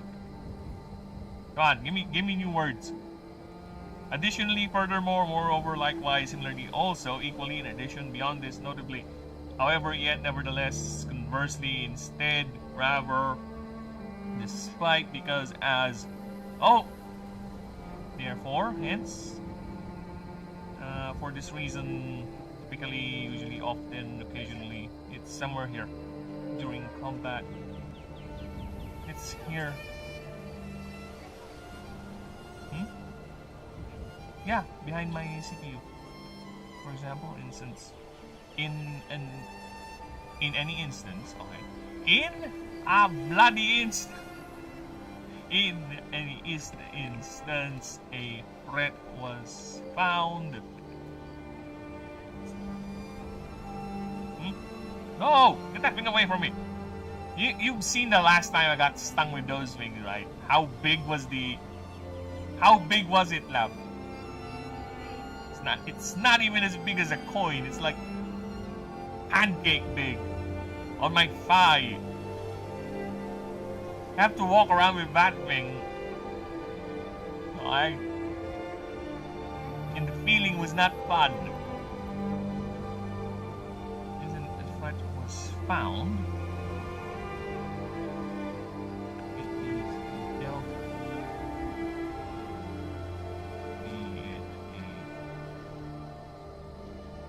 Opposing family raid,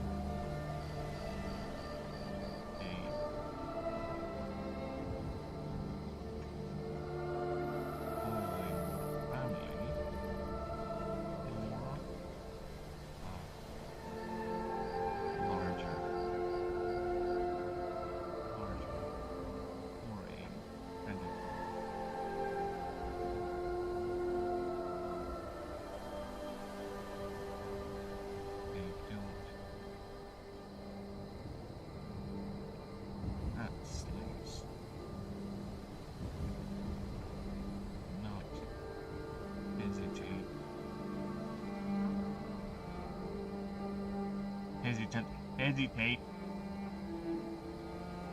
immediately go on the offensive.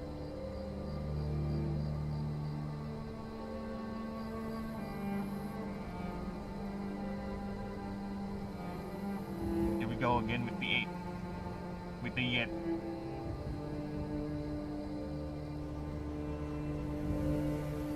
Example does therefore hint. These, however, yet nevertheless. Likewise, furthermore, similarly, equally in addition to this rapid response,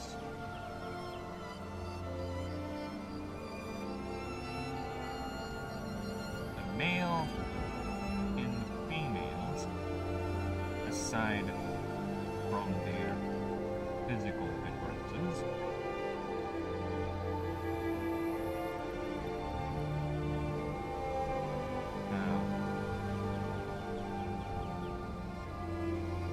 develop each their own unique strategy.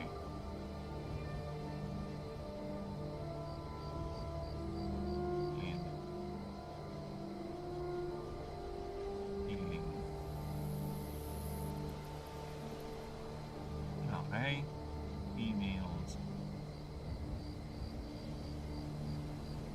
Females having sharper, narrower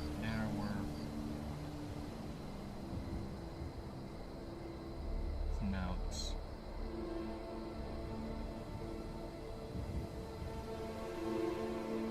How do you spell snout?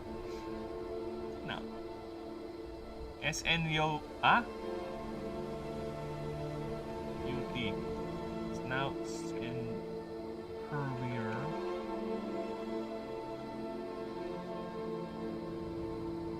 Tails.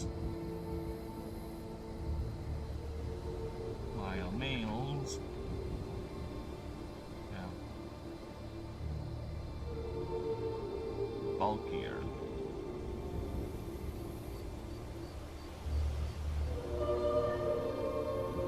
And shorter.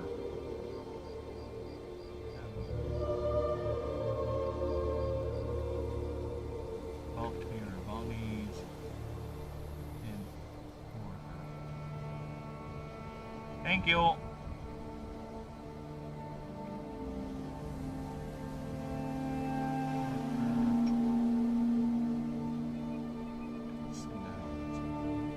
Snoots.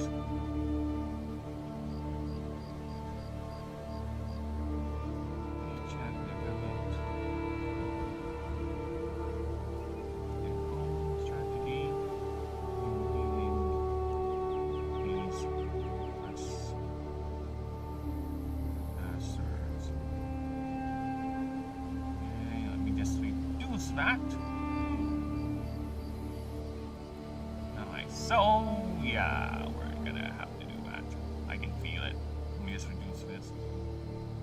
Let me see if I can take this. Nope.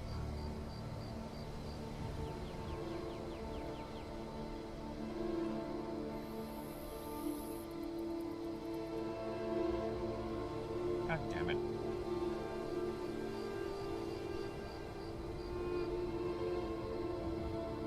Alright, so that's the key. Let's take that right here. Alright. Males prefer to get in close and use their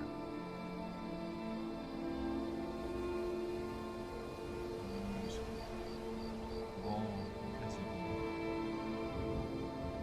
power.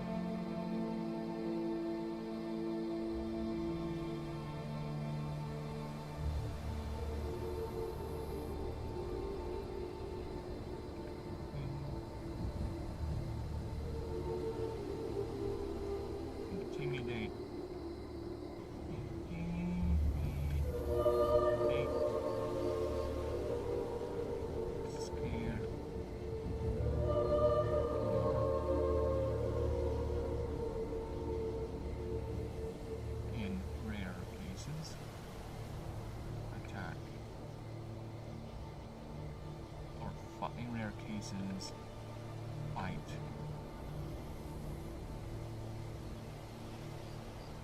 Females, on the other hand, are usually loud noise and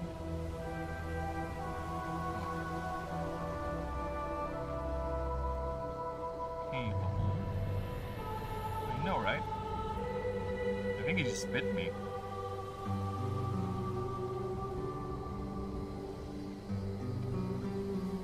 Where are they coming from? Probably entering the house through the window in the back room.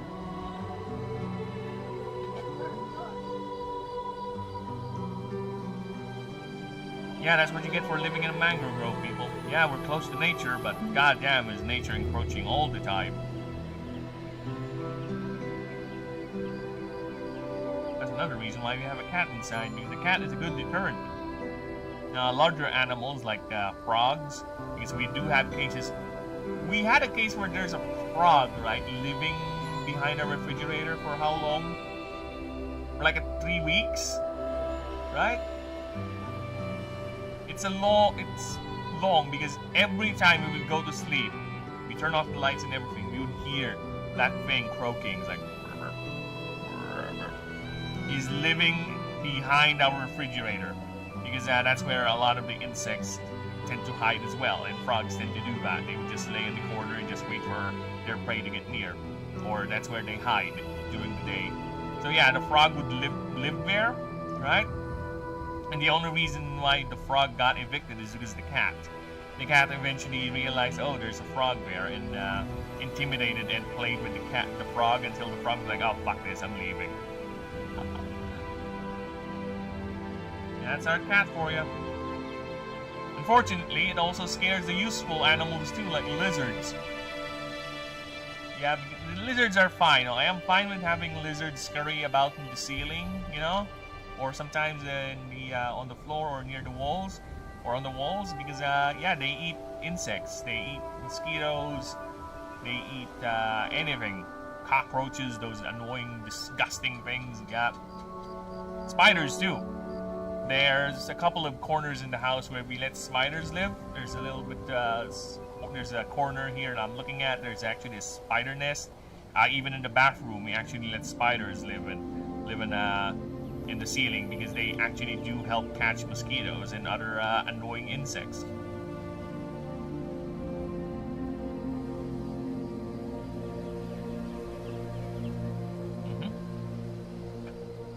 And are even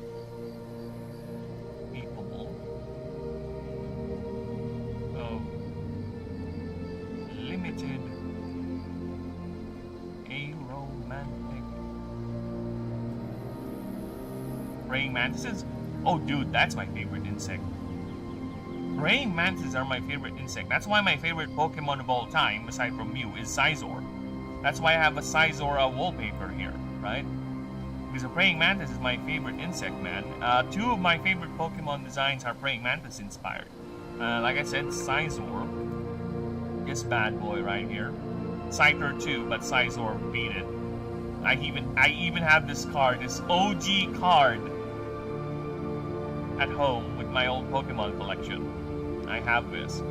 Scizor and Lurantis. These are my favorite Pokemon designs. Because yeah, I'm a sucker for praying mantises. We don't have them at home because the cat would actually play with the praying mantises, so they don't really enter. They're quite rare here, actually. I don't see them that much because they would tend to stay up there up in the treetops. And we have like how many cats outside? I have 4. 3 kittens, or not really kittens anymore, but they're really young.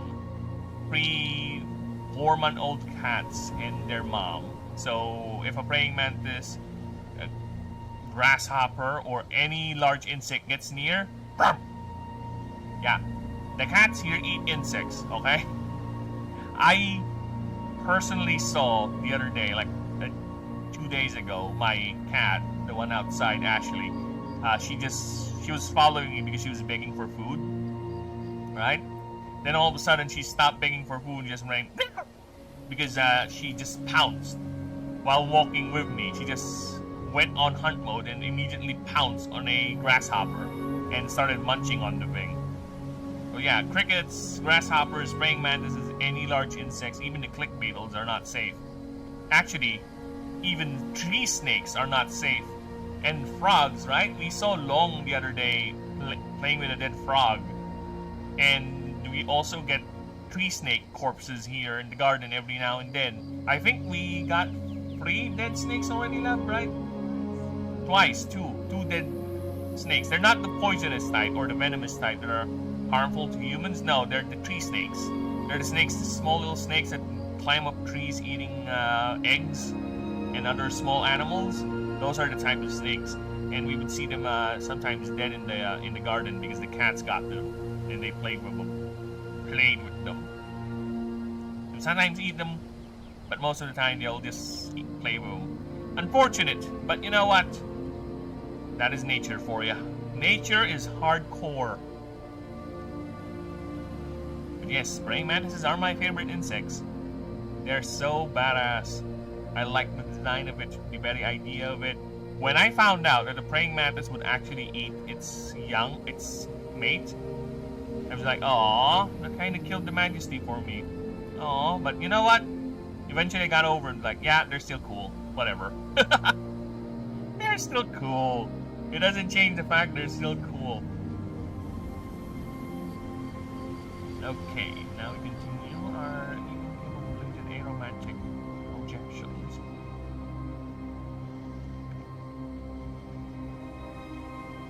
Blasting targets.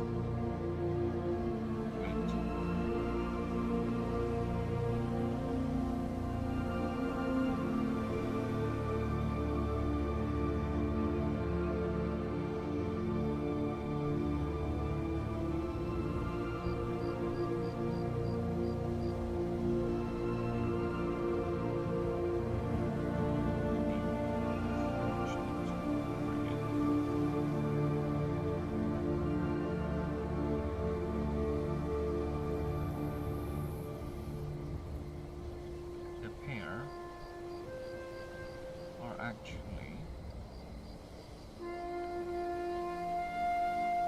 even more deadly together, even more effective.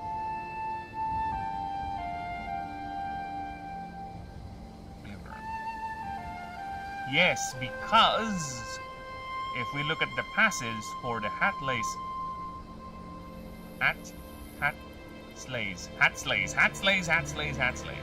So we have 2 types of passives, only for male and only for females. The males have the Andros passive.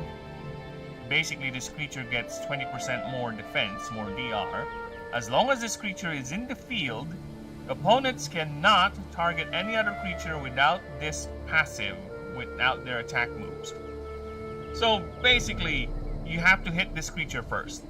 You have to target this creature first before you get through to anyone. Because he will always intercept, because that is his job in the wild. Additionally, if there's a creature in the field with a passive called Krios, which is the female's version, both creatures receive any healing the other receives. So if the female heals, the male also heals. If the male heals, the female also heals themselves. So they are helping each other. Krios, the female only, this creature gets 20% more energy stats, so more mana.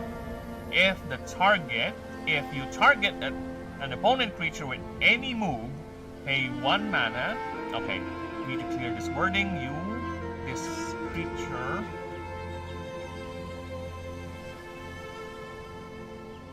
may pay 1 mana to roll a 1d20. On a 12 up, this creature deals air-type damage 10 times plus X, so X is the creature's level. And this is not affected by the power stat. If there is a creature with a passive called Andros, both creatures receives each other's buffs. So if the female gets a buff, the male gets a buff.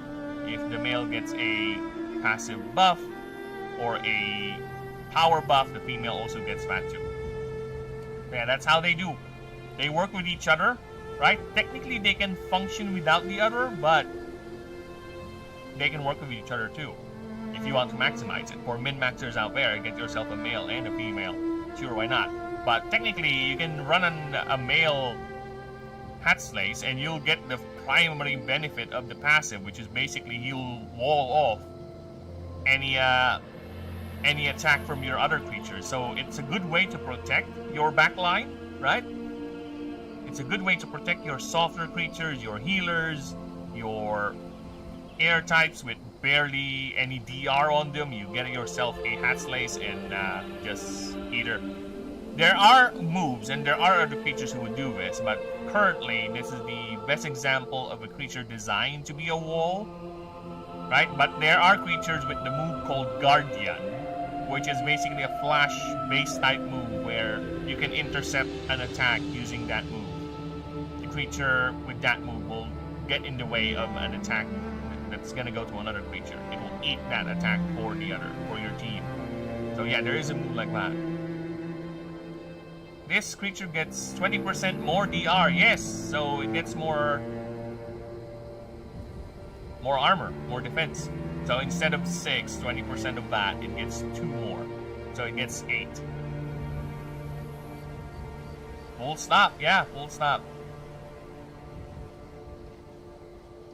It's a tankier version, basically. So yeah, they work off with each other. That's the gimmick. That's the gimmick of this species. So they are really, really, really guardians. So that's why they look like sphinxes. Because that is the idea of a sphinx. And that is actually why it's called Andros and Krios. Because those are the 2 types of sphinxes. Where there are more types of sphinxes. No comma? No. The comma is not there for... No. It's not there for grammar, no. No. I'm not using commas for grammar with creature descriptions, by the way. It's there as a divider. When I use commas for a creature move and a passive, it's a divider. So it's just a indicator. This is a separate ability. This is a separate ability. And this is a separate ability. So it's not for grammar's sake. It's... I know. It's not for there for grammar's sake. No, it's there for technical purposes. I have explained that on the rule docs. I think that I use commas for descriptions for the moves and well, I have to include passives there, I think, because I only explained it for the moves, but that's the design concept of that. It's not a grammar thing. It's a divisor. So this is a separate move, this is a separate effect, this is a separate effect, this is a separate effect. So it's technically 3 effects in one description. So yeah, that's why there's a comma there. It's telling you it's a separate thing for the rule lawyers out there. Because some people actually might read it as a whole thing. Believe it or not, there are people who will get confused with that. So yeah, it's only there as a divisor. To tell you that this is a separate thing. This is a separate thing, this is a separate thing.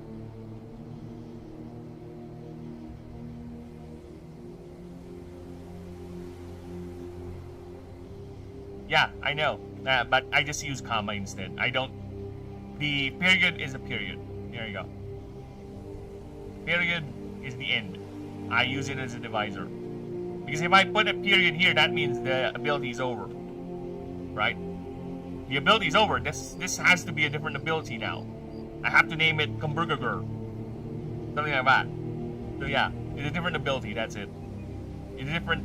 It's part of the same passive, it's just a different effect. That's why it's there. It's not for grammar purposes, no, nothing like that. Because, you tell me, this is something I'm fighting, because if you were to see any passive when I have, you see how I type when it comes to end, right? Actually, why is this like that? I need to change that. Here you go. Okay. I noticed that, I need to change that. So yeah. if you were to see me typing these passives, right, or these abilities, I would go for the end thing, right? I would usually put a comma before the end or after. I would put a comma when it comes to end this creature, ganon. Ganyan. I tend to not do that. I have to fight it because it will make things confusing for the way I would structure the way I explain things when it comes to the passives. So yeah, because I am actually thinking moving forward too, I might just let go of the comma and just make it like this. Like this, right? I think this is a more cleaner way of telling you that this is a different effect, right? But for now, I'm sticking with the comma because this is how Magic the Gathering does it. And I'm used to how Magic the Gathering explain these abilities for me. So yeah, for now, that's how I'm gonna do it. But if it really gets confusing for people, I might just end up doing it like this, right? But for now, I'll just do it like this. It's the same here. Just look at the here. Look at the creature thing, right? This is a separate effect. This is a condition. So this is the effect for it. That's why it's separate. Because this one does not make sense too. This is another reason why I'm thinking of just doing it like this. See, it's much more cleaner, right? I'm just sticking to that because that's how I started. But again, I'll change it if it's really causing people problems.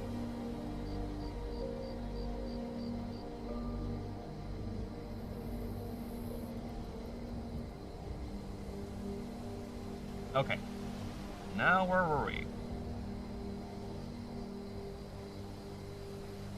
Actually, even more effective together.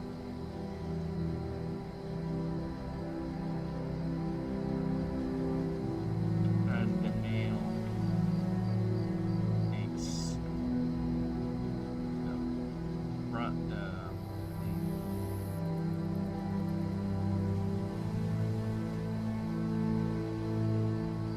Is notebook LM? Oh, actually, I have tried it, but it gets confused. It gets confused. I did try to ask it that, right? It gets confused though. It really does. So, for example, give me level 50 Corvin built for maximum HP. It gets confused because here's the problem with LM. Here's the problem with Gemini. It cannot read these. It cannot read Excel files or XLSX files. It can only read PDF files, which is annoying. So, there's no way I can upload the move list. And you've seen how many moves we have here, so yeah. No way I'm gonna type that one by one just so I can feed it the stupid AI. That's basically just my secretary at this point. But the best thing you can do is just do this. To build a level, you must leverage HP maximum, whatever. See, he didn't even do the glyph upgrades. It got the marks, it got the perks. It got the perks here too, so that's neat. It got favor, so that's neat. Glyph investment. Oh, there you go. Glyph investment. We had sold 31 glyphs into HP. So that's plus 620 HP. Final calculation. There you go. So at least it got that, but it has no moveset. It has. See, it even. Look at this. Pelagic Grit. If your move shooter defeats Torvin, this water move. What? That is a unique move. for Celadon.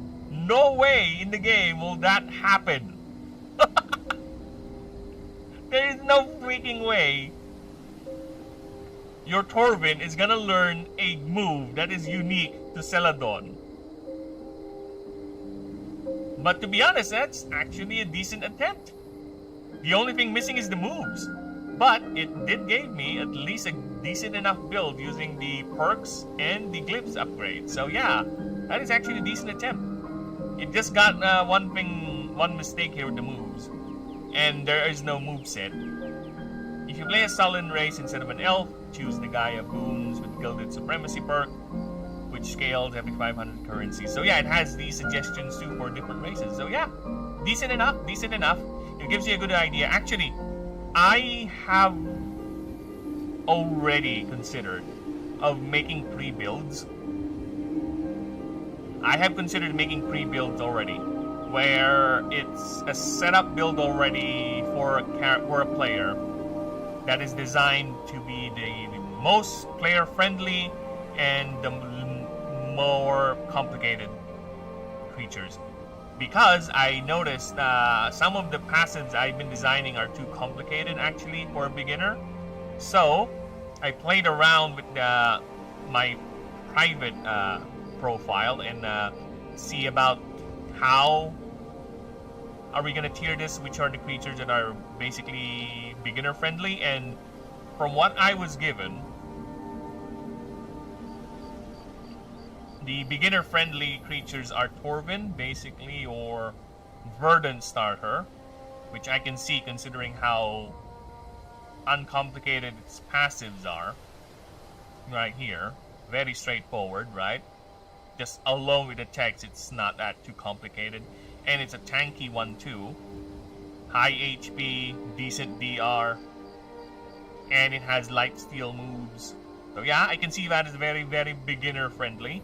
And the other one it suggested is Modibi, which is interesting because Modibi is also playing around the same typing as Torvin.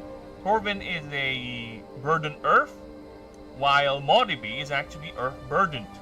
And it's the same thing with Torvin, where it has high enough defenses to allow a player to commit to make mistakes, you know, and it also has a level of self-sustain as well, which is not really that complicated. For Modibi, let's go with Modibi. I need to do the one-click thing. Okay, for Modibi, look at its passive; it's not that long too. So yeah, the only complicated passive I would say is Lithic Versatility, but it's really fire and forget sort of passive, where whenever this creature uses an Earth move, it gains +1 power for the fight, of course. For each attack tag you use, +1 DR for each defense move, and +10 max HP for healing move for the rest of combat. Easy enough. Armored Feast is also easy enough. Once per round during this creature's turn, you may have the creature lose 2 DR for the rest of combat. It heals 10% HP, and it has very high DR as well, and its unique move is actually easy to use, and it auto upgrades to every 5 levels, I think. So yeah, these are the two. Another thing that was suggested to me in terms of easy to use is the Water Starter. The Water Starter, which is Celadon, which I can agree actually, because Celadon's passives are quite passive. Like, literally, they're passive. Let me get to Celadon here real quick. Celadon's passive is basically Spiky Scales. When this creature is damaged by an opponent's move, that attacking creature receives 4 plus X damage based, not affected with DR. X is based on the creature's level. So it fights back just with getting hit. Very, very useful. And as long as this creature is above 50% of its max HP, it has 10% DR. So not that complicated. Grinder Scales too is not that complicated. So the more this creature attacks with the same target, it gets +1 damage every time it does so throughout the combat. So yeah, it has high HP. I think this is the other creature other than Meshavite that scales with HP. So yeah, these are the easy enough starters, and surprisingly enough, the AI is also recommending Ignite. I don't agree with the AI on this, by the way. I don't agree. I do not agree this creature is beginner friendly. Nimdal. Nimdal, it says it's beginner friendly. I was like, no. Fuck off. No. No. I'll tell you why Nimdal is not beginner friendly. Not because of its low MD. This is the primary argument the AI was going for. Because of its low MD stat? No. Sure, you can field a lot of it, or this early, but look at the HP, man. 45. This thing will die in 2 hits. You need to plan out this creature properly. Yes. +1 damage to that specific creature overall power.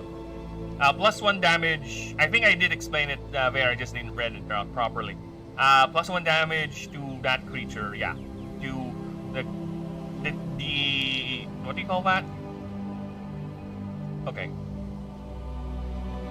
I think +1 damage received for that creature. Let me just double check, because yeah, you just made my brain go woompy. I need to double check. I might need to change the wording on that. You made my brain go woompy, which is a good thing. When this creature damages an opposing creature that already attacked, it deals +1 more damage. Ah, okay, so yeah, this creature. So it refers to Celadon. I will change this actually to this creature. Deals +1 more damage. This bonus is increased by 1 per hit done this combat. Yeah, so it's referring to that interaction only. So it's not a power boost, no. So it's referring to this creature deals +1 more damage. And why is this? That should be not be a period. So yeah, when this creature deals damage, I need to change the wording on this one actually. It's rather confusing, you're right. When this creature deals damage to an opposing creature that it has already attacked this combat, this creature deals +1 more damage to that creature. This bonus is increased. Wow, wording on this is horrible. Thank you for pointing this out. This bonus is increased by 1 per additional hit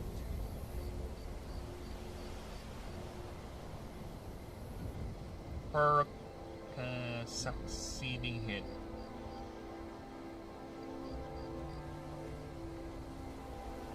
Succeeding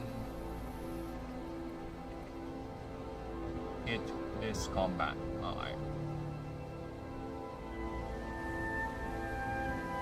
Alright, there you go. So with that in mind, since I changed the wording here, let me just pull up the passive master list. I guess we do have passive master list now.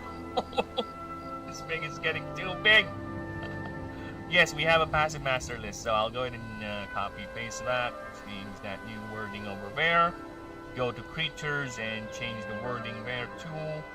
Celadon, you're over here. Yes, we do have the master list for the passives. We have the god passives over here. We have the creature passives and each of the typing. I'll go ahead and put in base here after I'm done with the whole line. But they're all here. Attack, maybe per attack. Wait, I think that is better. Let me just go back.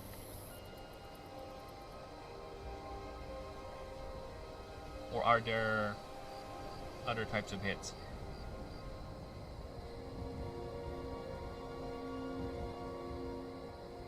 Well, this thing will only apply for an attack move, right?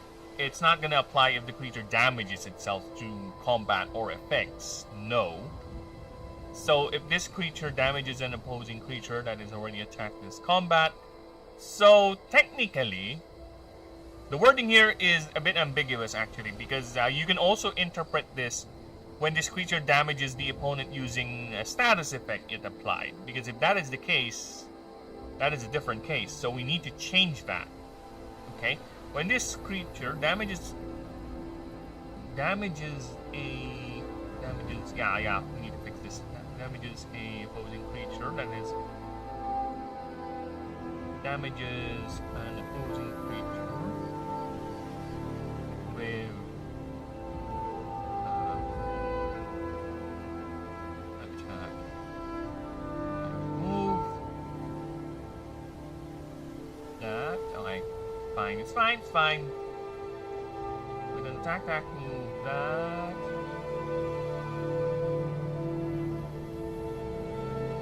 This creature. Yeah, I'd rather have this be long than this creature, because yeah, it gets confusing if we go with pronouns like that. That this creature has already attacked this combat. This creature deals +1 more damage to that creature. This bonus is increased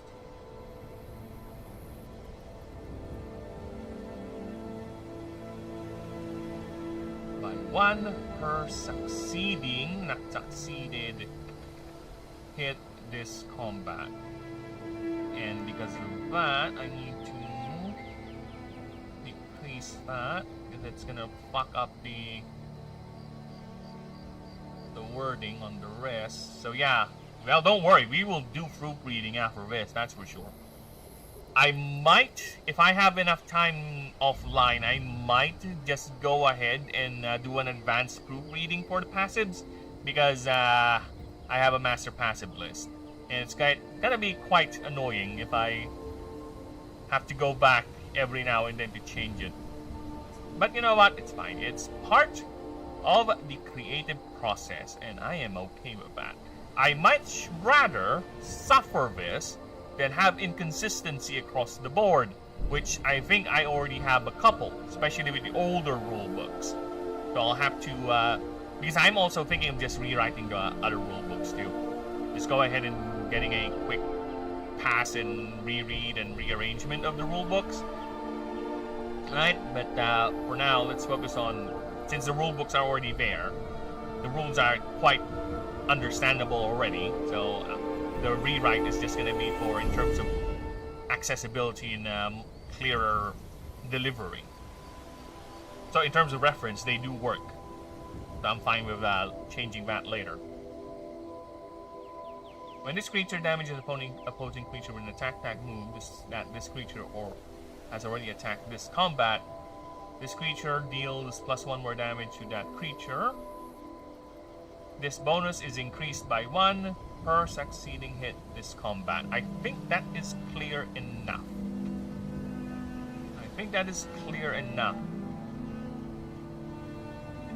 Understand what it does. So it's isolated to that particular target. Let's change that in. There you go. Okay, thank you. Thank you for clarifying that.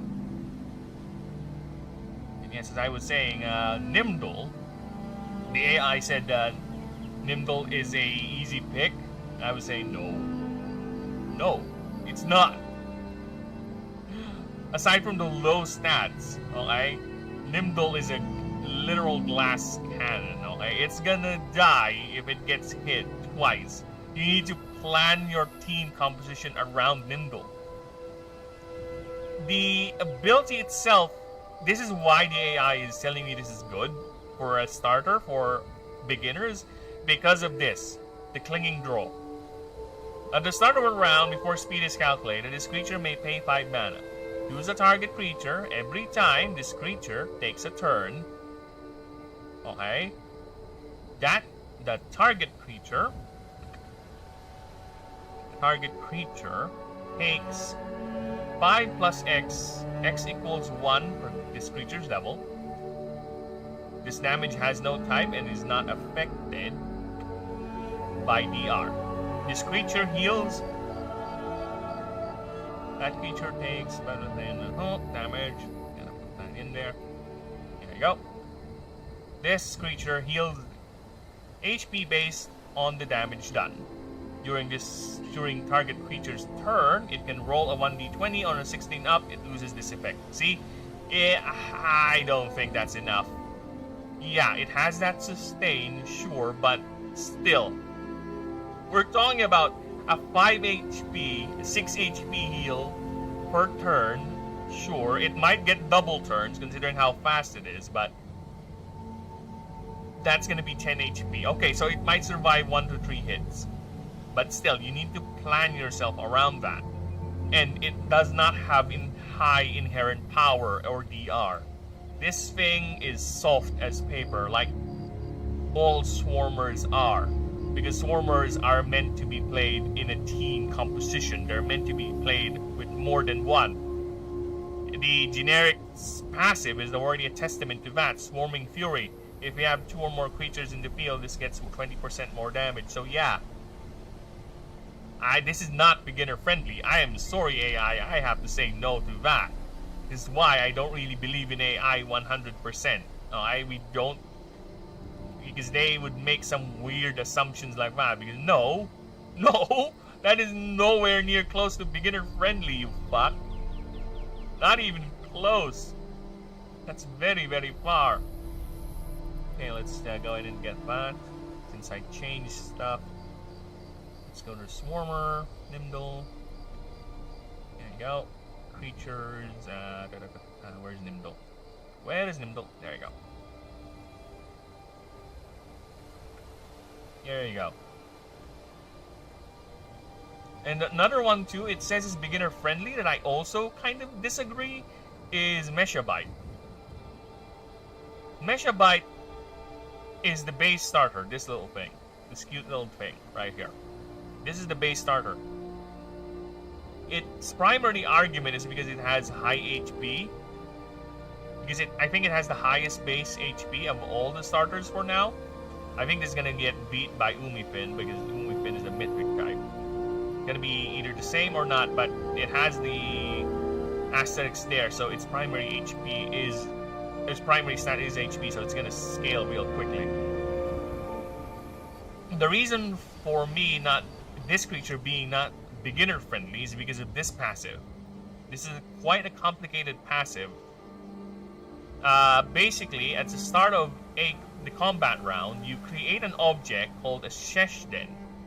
So the Sheshden has 50 HP plus 5 per this creature's level. So if it's level 1, it's 55 HP. So that object has an ability called Dive for Shelter.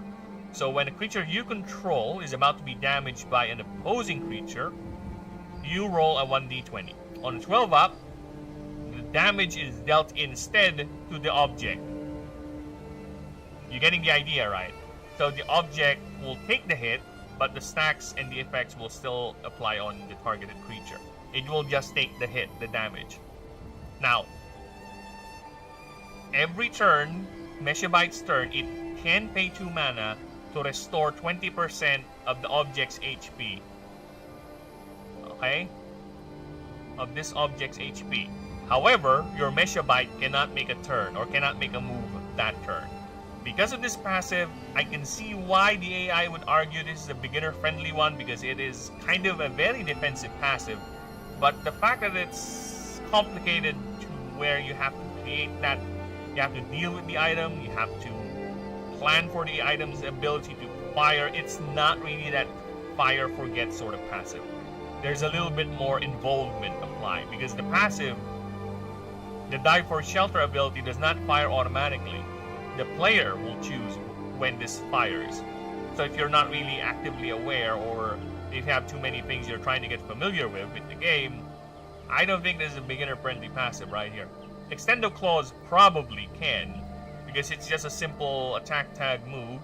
It deals pay 1 mana to add 30% more damage to that move. Now, additionally, if it's a base type attack, you may pay 1 more additional damage to hit another target for 50% less damage. So you pay 2, hit another one. If it's a base type. It's not just pay 1 mana for 30% more damage. This, I can agree, can be very, very beginner friendly. This as well. Now, because of that, I am actually thinking for the starters, I think it's fine if the player gets to choose the passive. You get a starter, you choose the passive, it's not going to be rolled random, it's you choose the passive, and that's the passive, right? That would help out a lot when it comes to player easy or player introduction to the system, because yeah, I can make at least 4 different options for beginner friendly creatures. That's a Torvin, that's a Modibi, Meshabite 2 with Extendo Claws, and forgot the other one. I already forgot the other one. I forgot which is the other friendly, beginner friendly, whatever that is, whomever that is. I think there's only 3 of them actually. No, Celadon. Yeah, Celadon. Those 4 are the beginner friendly starters for now, because we still have Nelly, Merkid, Umifin, which I doubt because that's a mythic type, and Nullplip. Nullplip I doubt because that's a void type. And Incaron is an ether type. Nyx is Merkid, and Nelly is Essence. So those 5 types are among the most complicated types in the game. Ether, yeah, definitely. A lot of weird type combinations with that, and it's going to be revolving around a lot of complicated abilities. Void, it's very high risk, high reward, self-damage. Same with Essence. Essence is low HP and will revolve around a lot of life steals, but you need to maintain your HP levels to do some certain moves. Right? Nyx is hyper offensive. Like, they don't care about their defenses. They would go on all-out attack. That's how Nyx, especially pure Nyxes, are. Okay, and Umifin is a mythical type. Mythical types tend to have high requirements, but they would have decent base stats. So I think out of the 5, I guess Umifin could be a beginner friendly, because Umifin is designed to be a healer. So it has sustain. That's a guarantee. Umifin, I will design it as a healer type creature, because it's a mythic water type. It's a healer. So yeah, I think that could be a beginner friendly one. It has sustain. The only thing that you'll have to worry about is it's not normal MD cost, because it's gonna be a mythic type. Now, I'm also debating, because I might do this. I think I said this already, but I'm thinking moving forward, when you catch a creature, I'll have a player roll a dice, 2 dice, 1d6. You roll a dice first. You roll a 3. So that's gonna give you 3 extra points of 3 stat upgrades. Then you roll another one. 6. So 1, 2, 3, 4, 5, 6. The free upgrades are gonna apply on that stat. Right? That's the logic for now. So you get 3 plus 3 free glyph upgrades for that stat. So meaning this MD cost will be reduced by 1. Right? If you roll for plus 2 on the speed, that's 2 glyph upgrades on the speed. Whatever. I'm thinking that because that way creatures will also have a little bit of uniqueness. Aside from rolling the passive you want, right? Aside from the sexual dimorphism you want, we can go with min-maxing with stats too. Like, I'm looking for a plus 3 HP Meshabite, or I'm looking for a plus 3 power or a plus 3 DR Nimble, right? That will get min-maxers crazy. It will also incentivize not just breeding, but also trading, right? Because again, the game is gonna allow for multiple players, okay, multiple parties and all that. We'll just have to adjust stats for the enemies, but that's easy enough, I think. So yeah, it's gonna be a nightmare doing it on paper though, but that's a feature that I'm planning to do. So for now, I'm not gonna put that in the rules. It's consideration sort of thing. So it might be there, it might not. Okay, so let's see.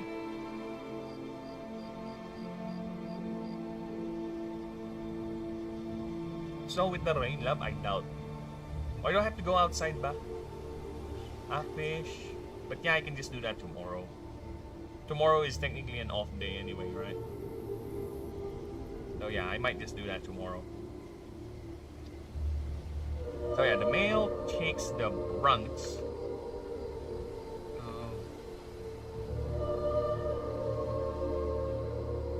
The male charges.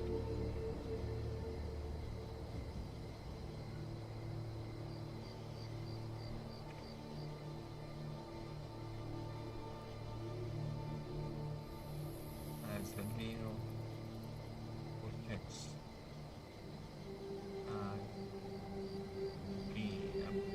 How can I word this without being too gamified?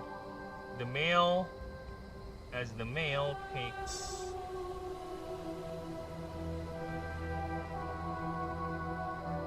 on the threat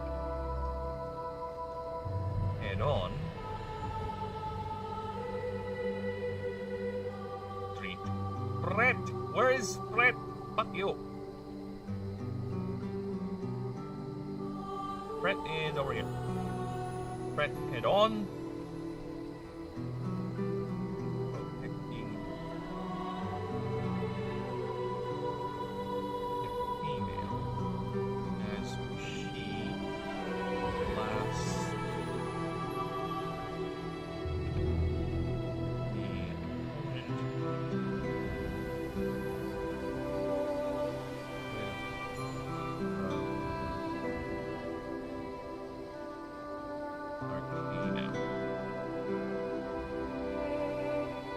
So that's how it works.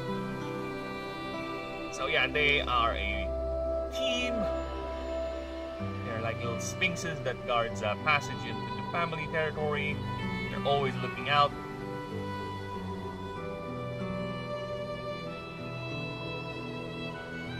And we're far from over actually. I might just end up reducing this to 10. But we'll get... Oh shit, it's already at 10. Fuck! Space! I need space! I might end up decreasing this picture size then, if that's the case.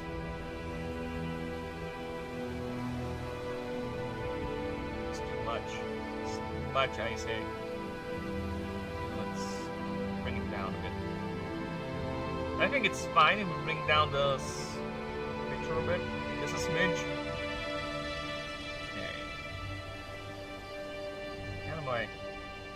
Out of my way, bub.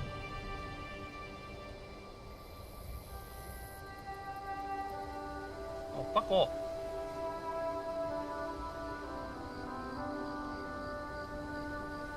Why did you do that? Why did you do that? Why did you do that? Hmm?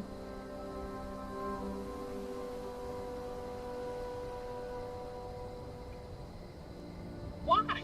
Here we go again with the weirdness of the weird formatting of work.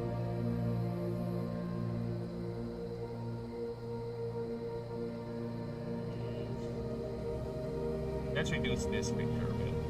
There you go. Okay, let's move this up.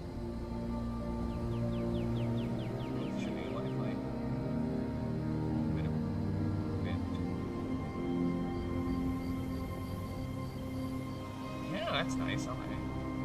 See if I can move this picture.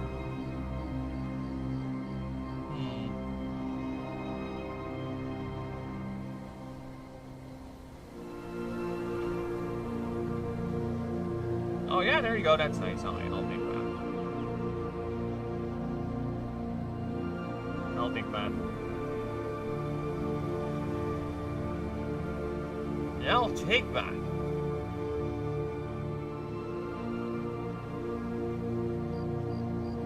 this.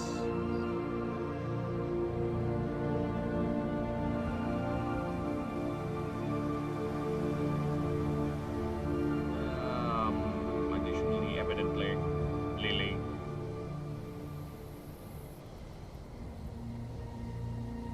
Go on, words. Sentences. Sentences. I need beginners. No, such as namely, initially, first, next, afterwards, subsequently, eventually. They are able to do this. This has been made possible. However, nevertheless, conversely, instead, rather, despite this, on the other hand, even so, because,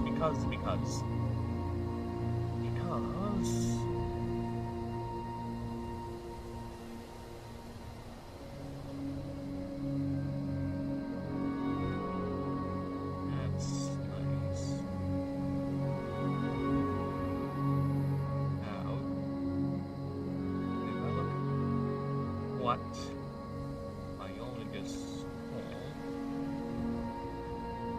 pancakes. Pancakes. These are specialized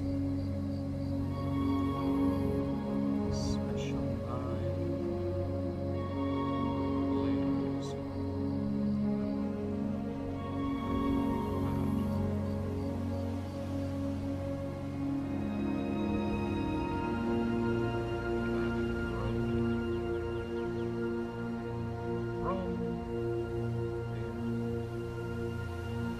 From the creatures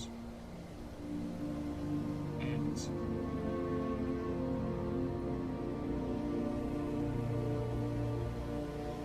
down the reds, their backs, wild males, and longer ones, longer reaching near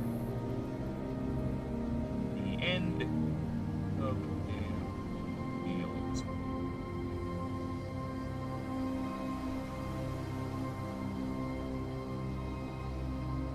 The organ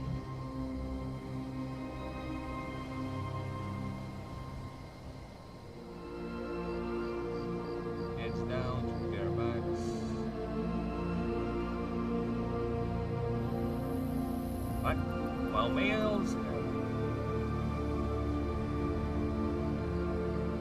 that reaches, that ends near the hip of their tails. Okay, no. It's serving a dual purpose of both protection and storage. Protection, temperature,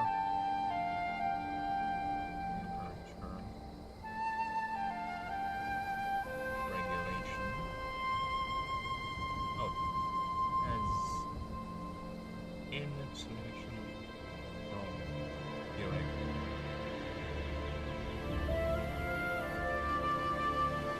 sunlight. Insulation from direct sunlight. Nutrients. And repositories.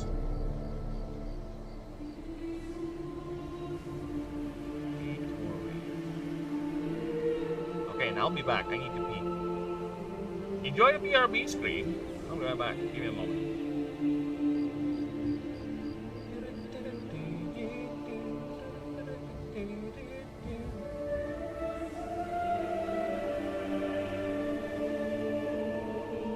I'll be back.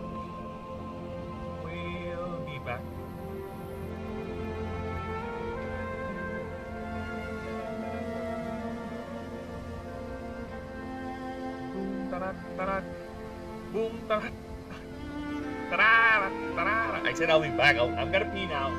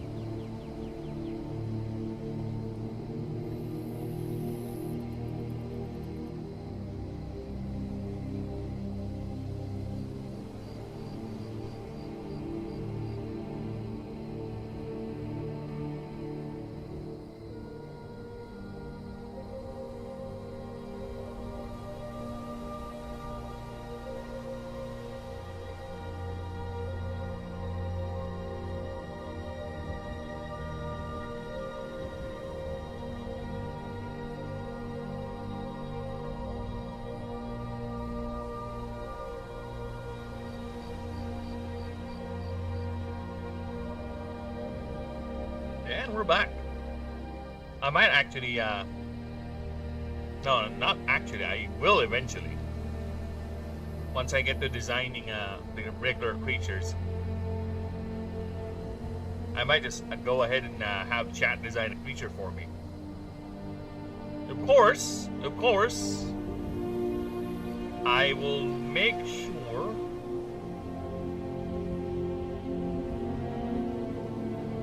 make sure alright, it stays within the lore.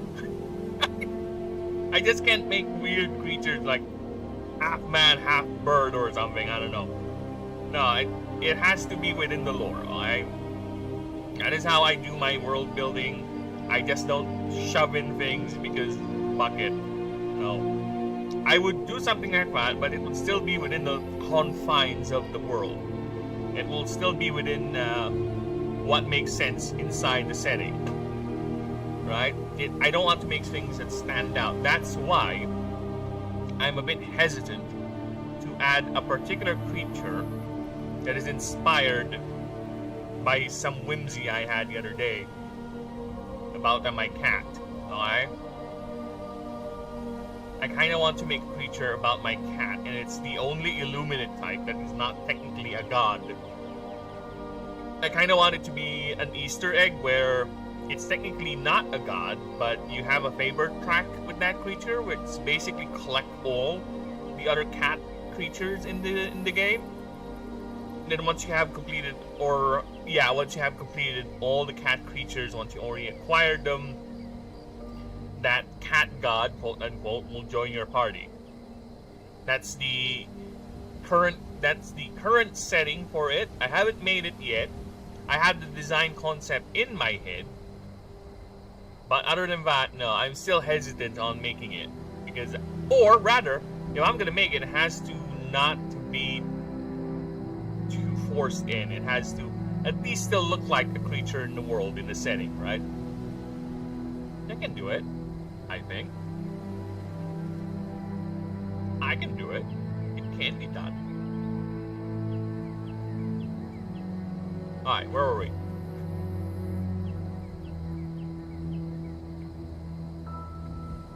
Jorgen.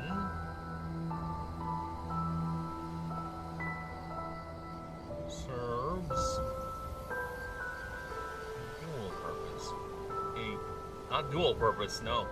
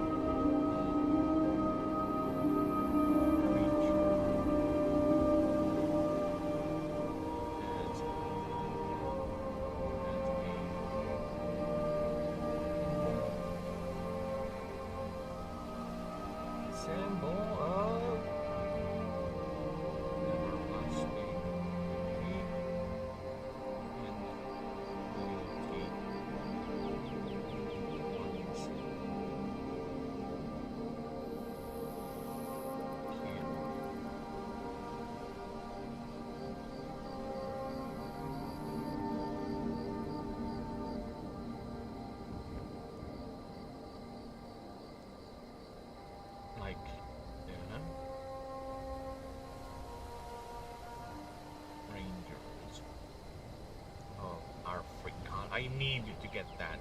Region name. Okay. You need to be okay with the region name. Regions, please. Africanum, I think.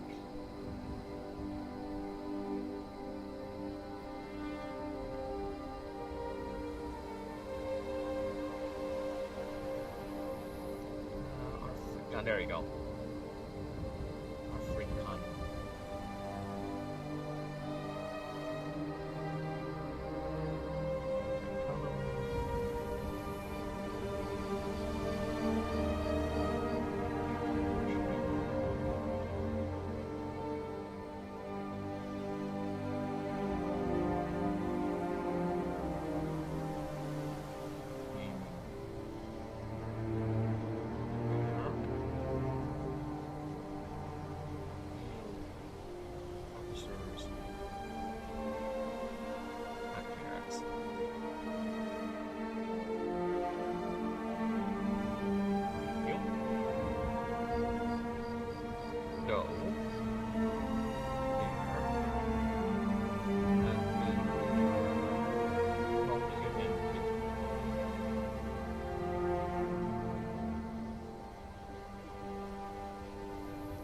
Shit, yeah, I need to do something about it.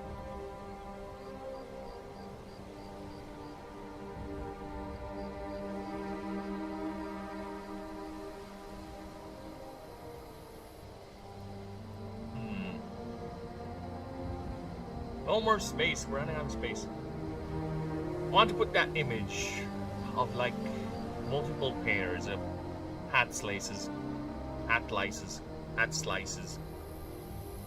Hat slays in a mountain area, because there's this one location in the Meshabyte profile where it's a lot of families. Well, not really, they're not too near each other anyway, so yeah, it's kind of hard to put that image. Yeah, it's fine. It's fine if we don't put that. I'm thinking there's a lot of them, but they're in a particular area, but they all belong to one family. Or rather different families. No, it's not a possible thing, because that location may have like 500 families interconnected, but they're interconnected at vast distances. Yeah, does not make sense. Does not compute. Beep boop bop beep beep. Does not compute.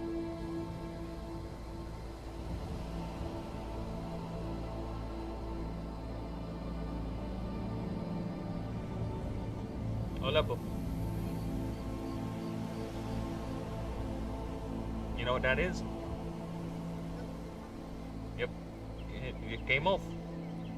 Apparently it's done healing.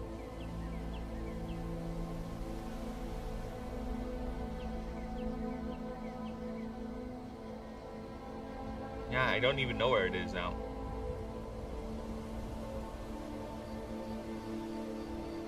Alright. Alright, alright.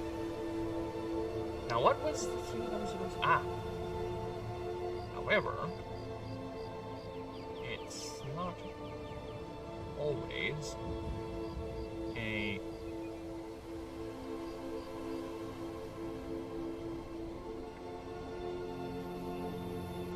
passive interaction with travelers.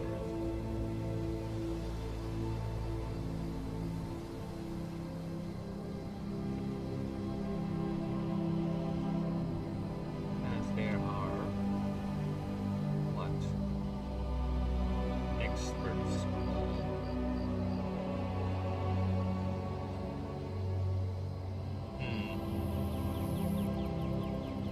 what would be, it's like a Ronin sort of thing. They don't have families anymore, where somehow their families either got wiped out, right?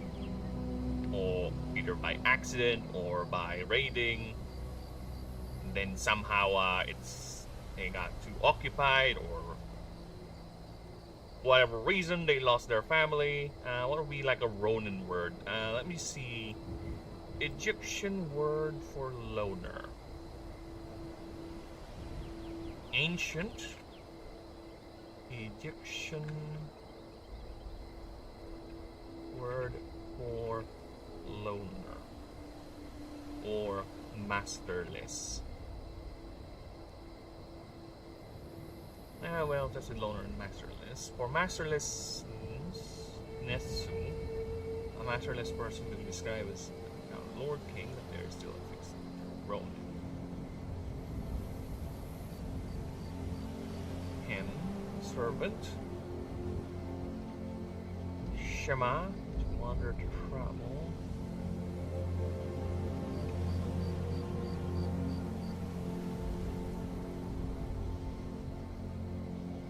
Ah, okay, yeah.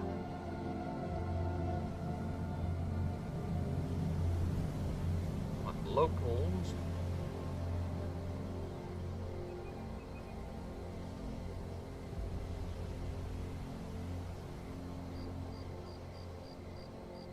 Experts call numbers.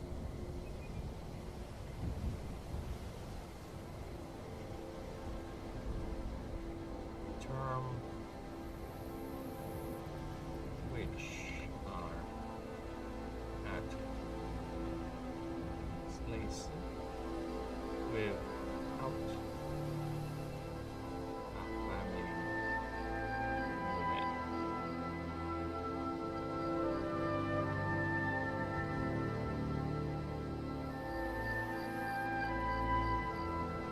The word being derived from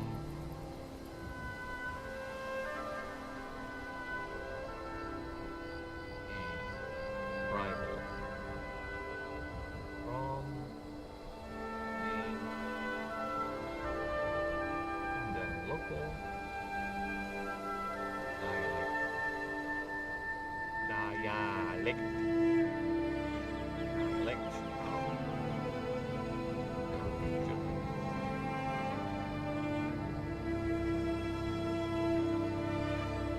Meaning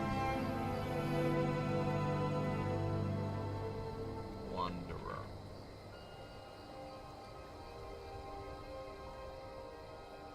Now, meaning unbound. These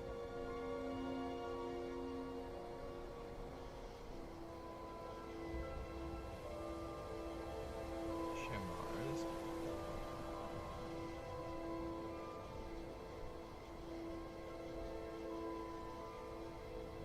still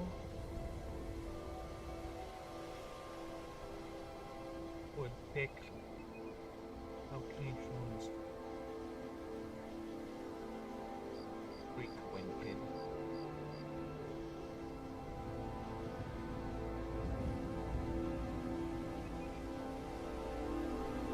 Yeah, we're gonna reduce the font.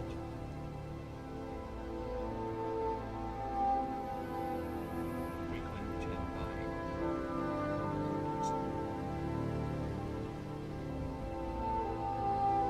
Or more isolated locations.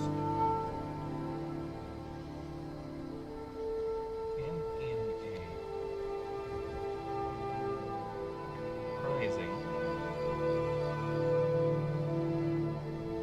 surprising display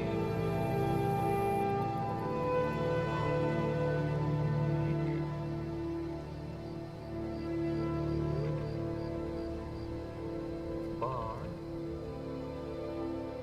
sapient travelers from entering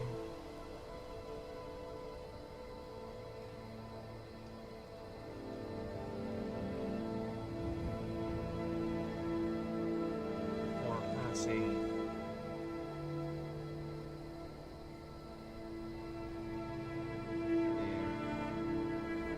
very glorious.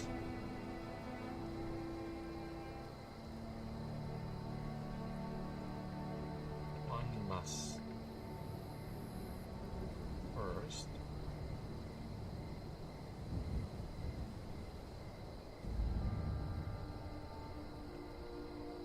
pay a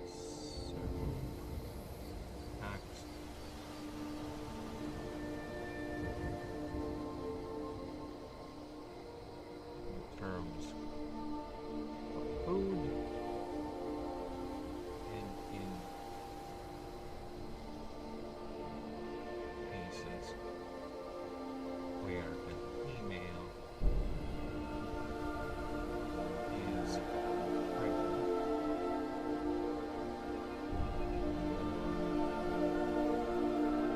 Raising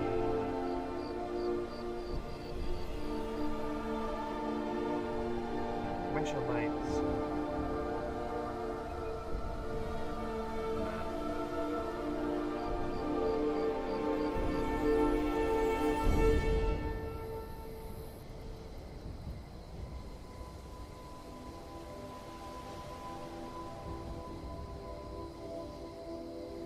manner in forms of direct transfer or even through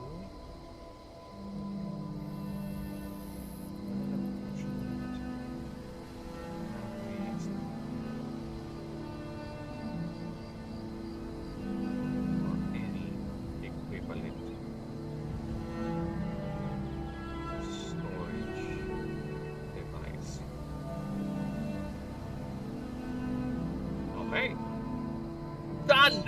Yes, we have. Oh, wait. Failed. Oh, alright. Yeah, we're done. I don't want to reduce the font even more. Okay, we're done. We are done with hat slays. Hat slays. Hat slays. Hat slays. Hat slays. I need to get used to pronouncing the name. I've been reading it in my mind for so long. Now I'm saying it out loud. I need to get used to it. Hat slays, hat slays, hat slays. Alright. We are now officially done with the creature profile alpha version for hat slays. Because yes, we will still do a proofreading pass with that once we're done with the entire starter doc. But for now, yes, we are done. We are moving on to the next one, which is Mehraj.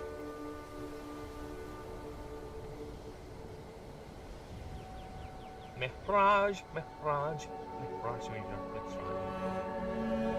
It's gonna be an interesting one, and it's going to be a violent jump.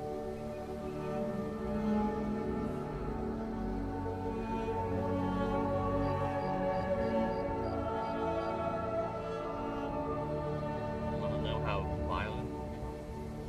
What is this AI shit? Why is there an AI in my chat? Get away! This is another reason why I am not in the mood to stream on Twitch, because yeah, at least YouTube doesn't do this. I think there was a time when YouTube would send me these, or would allow these bots to send in links, right? There was a time, but it eventually stopped that, or they developed a way for those bots, those pesky bots, to not do the thing and just send the random links. They're like, best viewers on, AI viewers on. Oh, shut up. Shut up. I don't care. If I want to view bot, I have view botted already. Okay? Fuck off. Be gone. Vanish. Disappear. Fuck off. It is quite annoying, okay?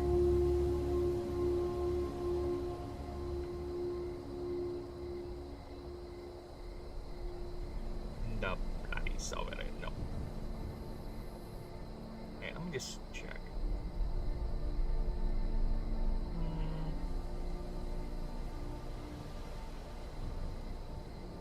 Yeah, Savage Claw is over there, okay.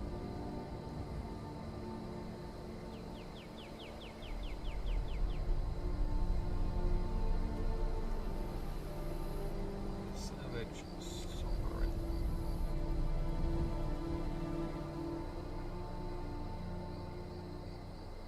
Okay. Come on, baby. Come here, baby.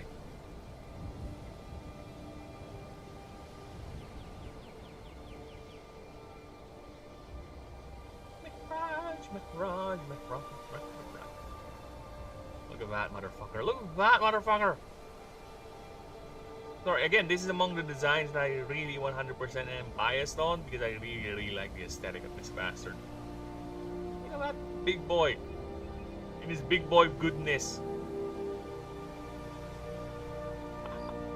Look how big he is. He is a big one, isn't he? Ooh, he's a cute little big boy. Ooh, who's gonna tear their arms off? Yes, you are. Yes, you are, you big, big boy.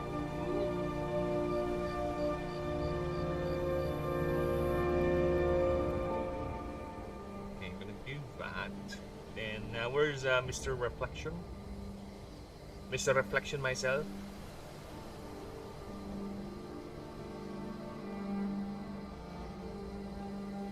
This thing is massive, alright? If the hat lace is this big, right, it's like a big cat. I'd say roughly here, yeah, when it's lounging. I'd say it's like a big cat, like a leopard. This thing is massivo, like that. Alright, that's how big it is. Deal with it. That's a big boy. It's a big, big boy in this big, big world. And fight a growth spurt, huh? Because of its mythic typing. And trust me, these things are rare for a reason.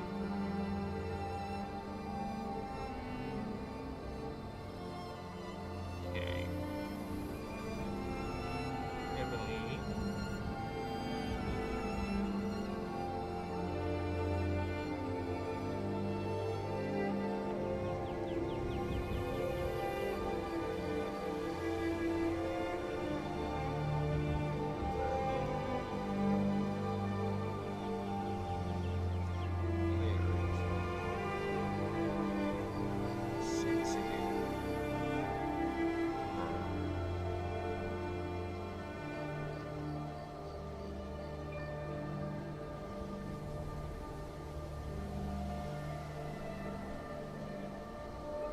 I'm gonna go. Still have things to pack. Oh, no problem, man. Thanks for stopping by, and you go ahead and enjoy the camp, okay?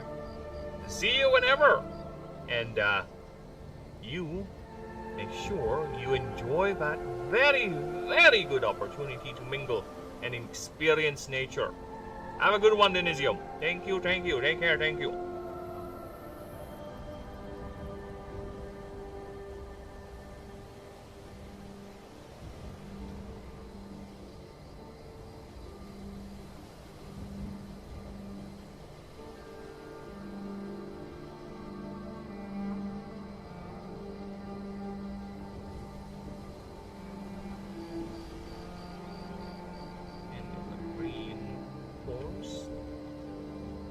See you in a week. No problem, man. I'll still be here.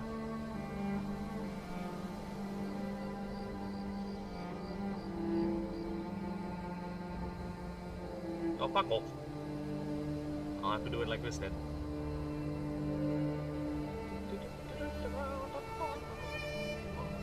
Nice.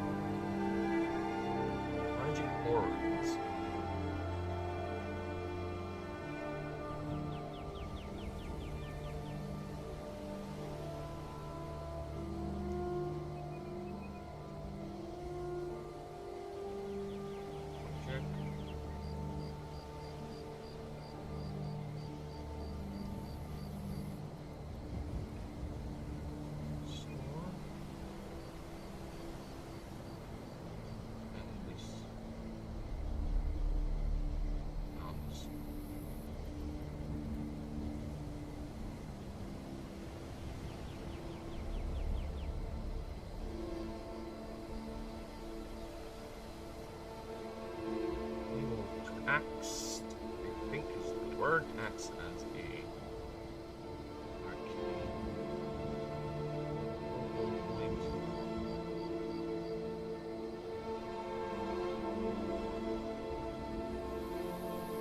Oh, come on, fuck off.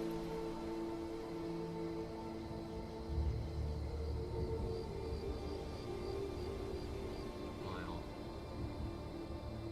also, A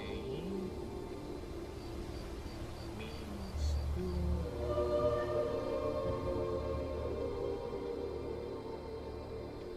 display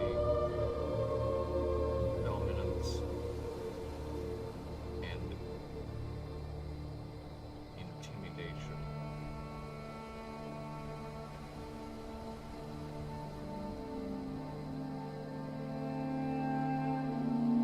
I just want this to be bold. I just want it to be bold. Fuck off. Let it be bold. Let it be bold.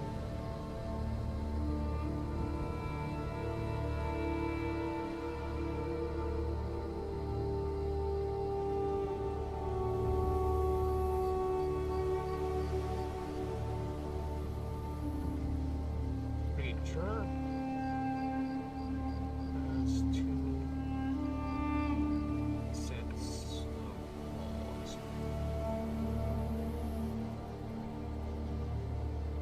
One is one axe. Arcane focal point.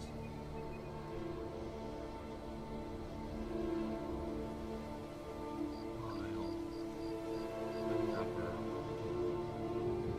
Set on top. Extends up to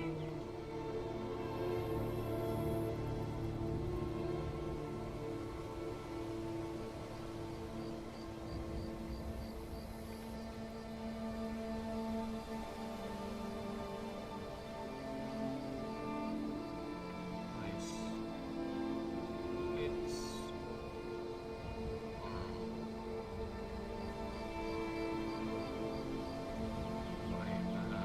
pretty bit. Pretty big. 4. Let's just say up to 4 feet then. 4 feet.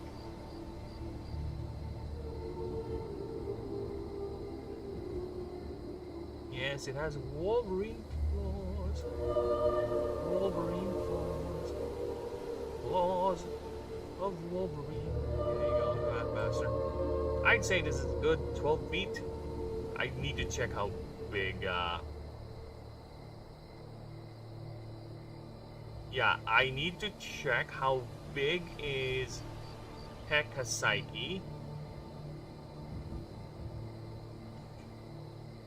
Yeah, Procenatron, how big are you? My god, that thing is gonna fling you around.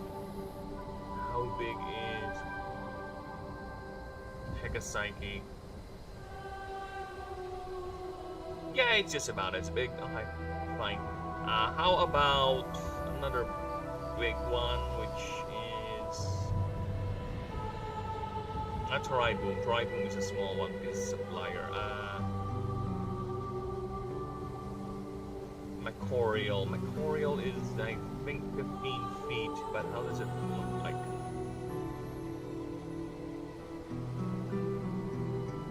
So, yeah, it's a big one. It's a big one.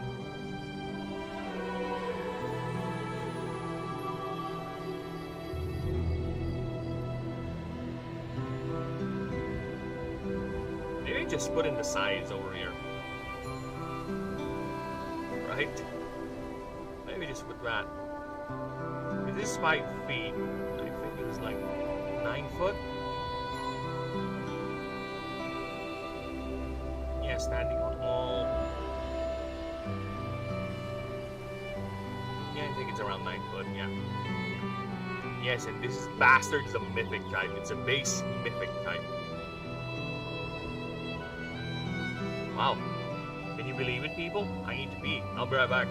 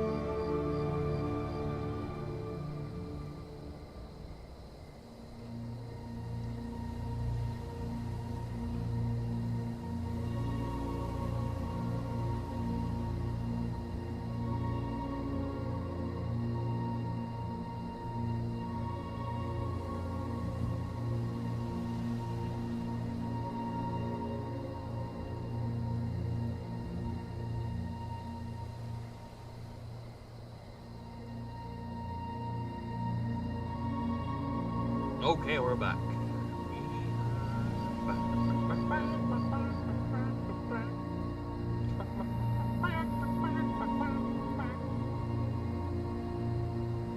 Okay, from its silent guardian to a raging monstrosity. Dude, I'm sorry, I really like this fucking design. I'm sorry.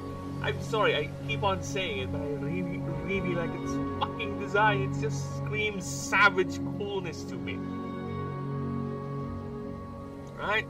That Wolverine claws, the color scheme, and it's an Egyptian inspired creature too, because yeah, I really like the Egyptians. Ancient Egypt is among those things that I nerded out back in the day.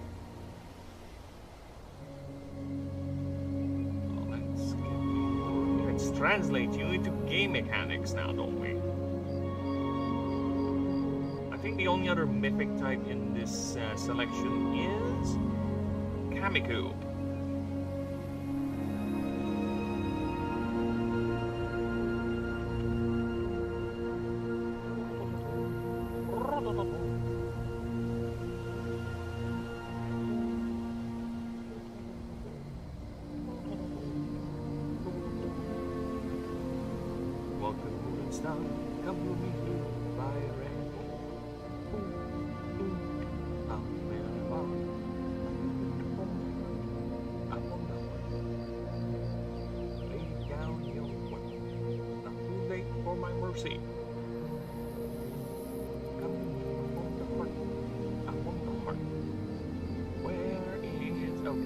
Kamiku. I need the mythical symbol. Thank you.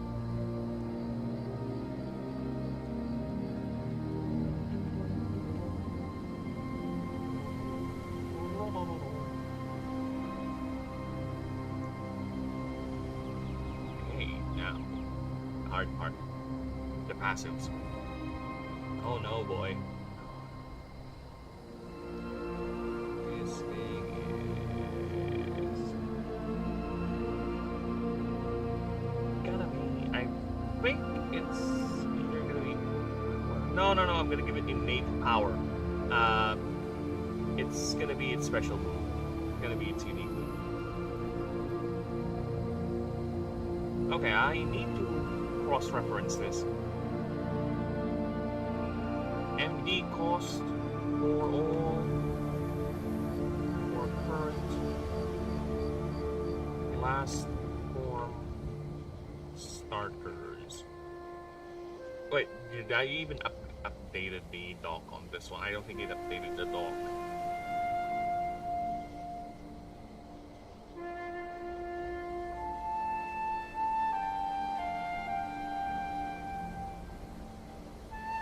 We are still at Proceratron actually, yeah. We don't have Almagosi, but 18 for Mossianic, 16, 15, 12. Gabbard, yeah, makes sense. Wow, really? Really? Make a Psyche and Proceratron are only 12? We need to change that. That is too low, brother. That's mid-stage right there. Let's go back up. Let's go back up. Yeah, that's too low. We too low, boy. We too low. That's mid-stage.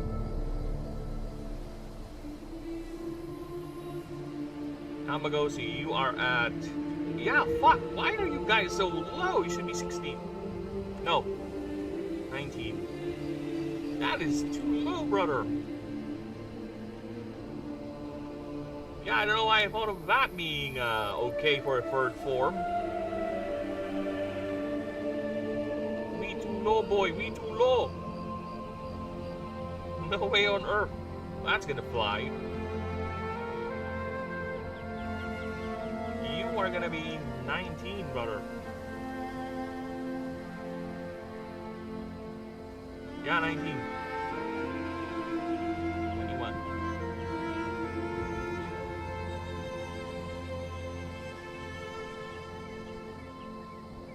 And as for Hiccup Psychic, it's gonna be around, I think they're gonna be the same.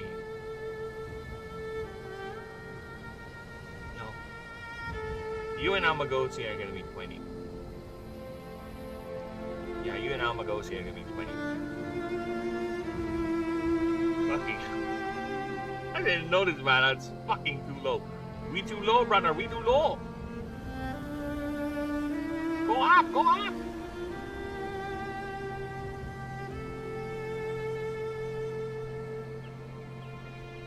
Glad I checked that out.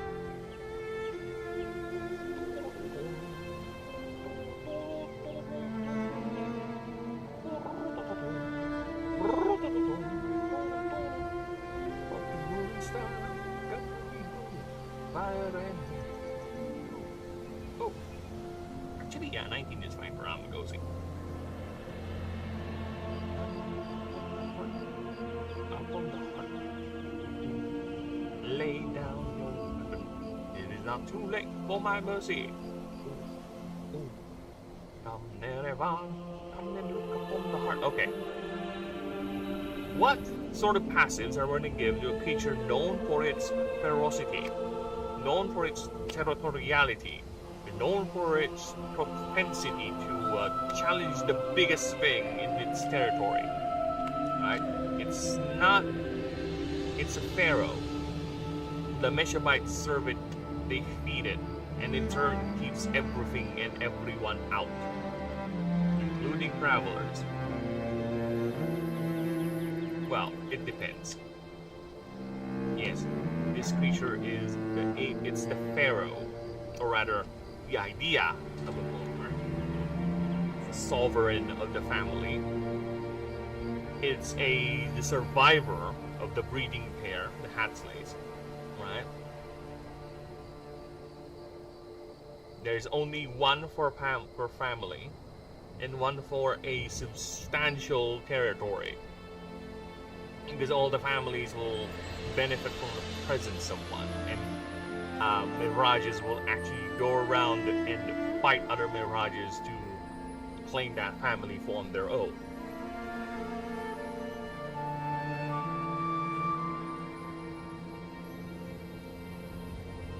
Okay, and I need to clarify something.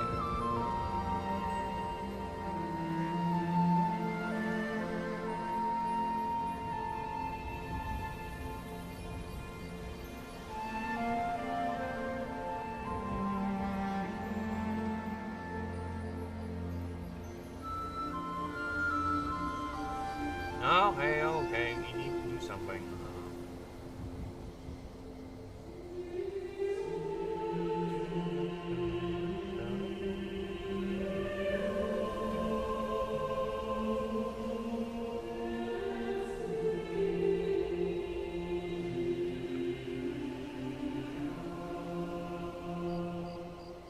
This is... Oh, fuck off.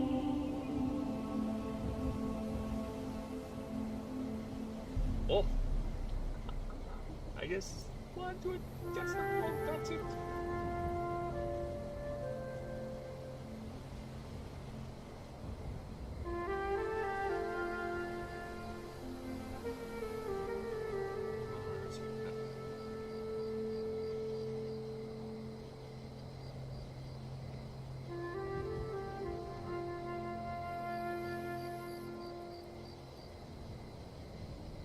Only known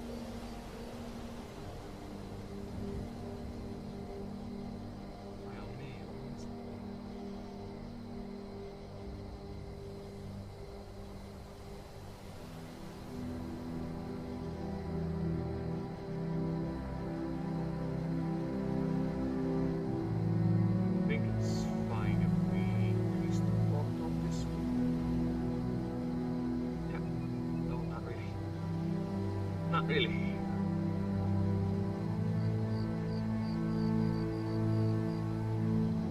How much space we have? At least 2 more sentences. Never.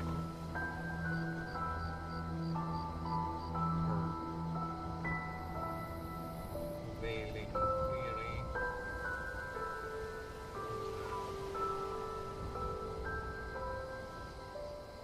This behavior.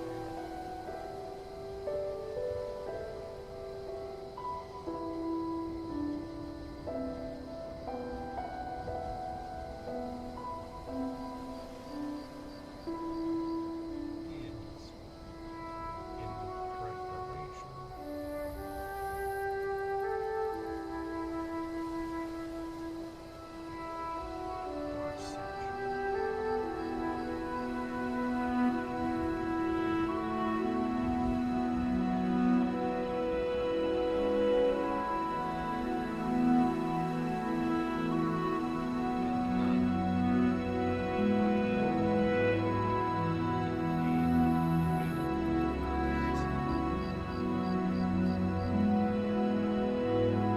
There you go. Okay, so what sort of passive are we talking about here? How can creature...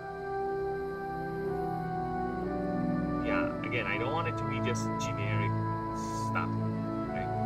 I want it to be at least ingredient. Okay? Mike makes right, something like that.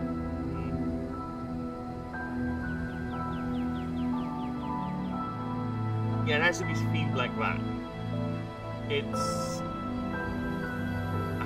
Little Yepelix has a certain passive as well that revolves around being the biggest in the room. I'm gonna show you that real quick. So we go to Little Yepelix. She has a passive basically called Pinnacle Form. As long as this creature has the highest power in the field, all its other stats gain plus 30%, except MD of course. Only receives 50% stack stats and healing. All opposing creatures get minus 20 power. So yeah, that's one thing for an intimidation. Or an intimidation passive. But this is a goddess right here. Talking about the goddess here, okay? So it has to be around that level, but not too much. Not too bloody much, because it's gonna be too broken and not god-like. Let's see that. Okay, so it's gonna be something like that. This creature thrives on violence and being the biggest in the room. Oh, I have an idea. Yes, I have an idea. Alright, so... Towering Majesty.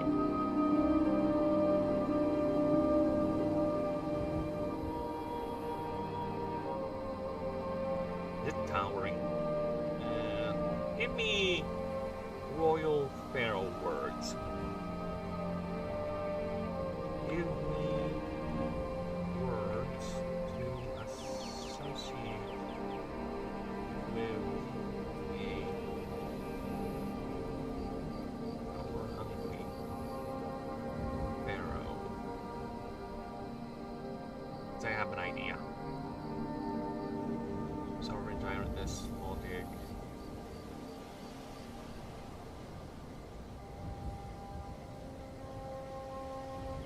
God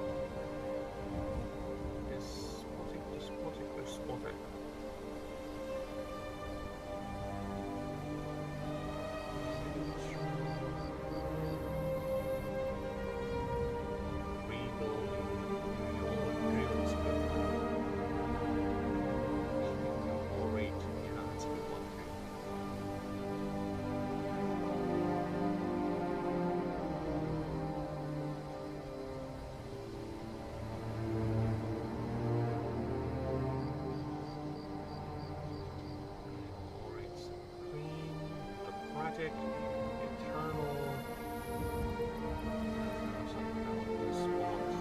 Regent, Rome Devourer, Mystic Bash.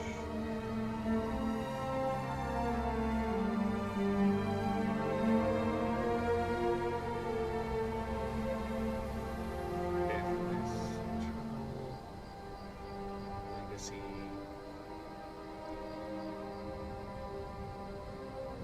Subordination, All-Consuming, Unquenchable.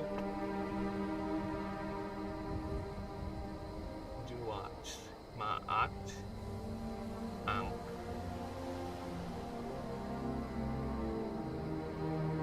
Ankh. Double around.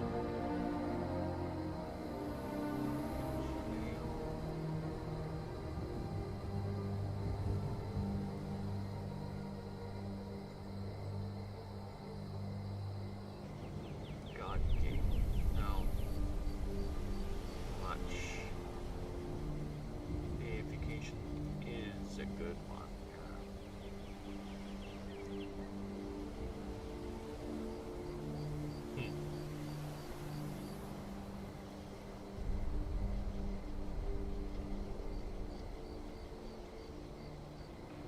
Conquering deification. No. Divine mandate.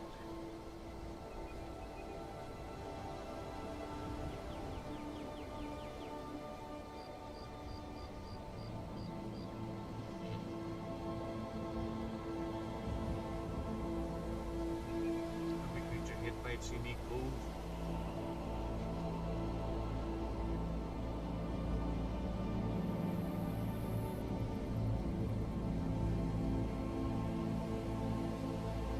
Dominion. Dominion is a good one too.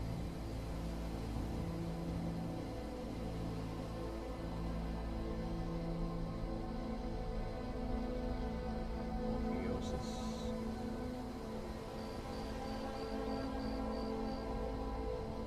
Deification.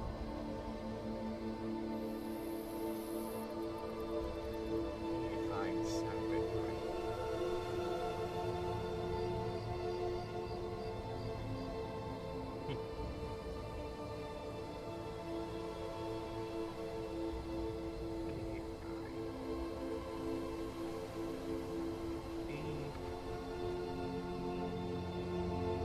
Supremacy. Oh, okay. No, this thing is woke. No, the creature is woke. It's a horrible wokey creature. Wait, 22 for hat slice? Really? That's a lot of glyphs. Sure.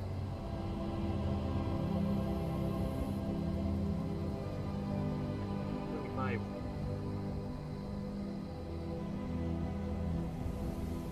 Yeah, I'll give it 25. 42. Alright. Deified supremacy. This creature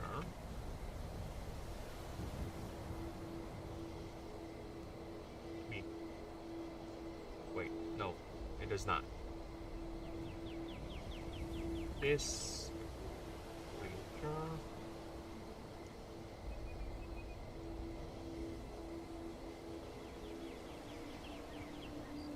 is plus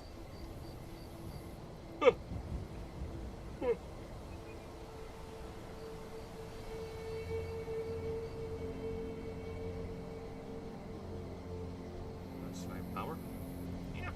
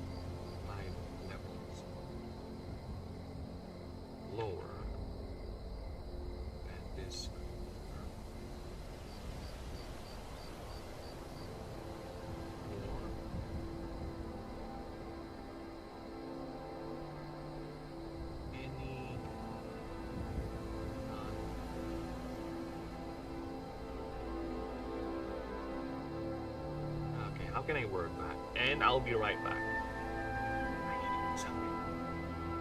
It has something to do with the barrel. I won't say it anymore. Okay, go. Okay, I'm sorry.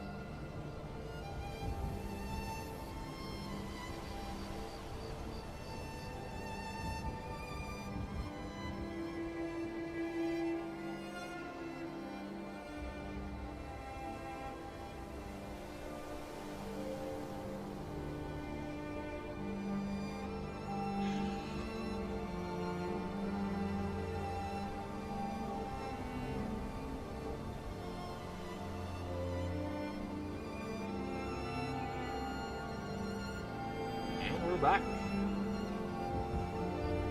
There you go. And done the thing, and have mulled over certain details. Aliens and gains.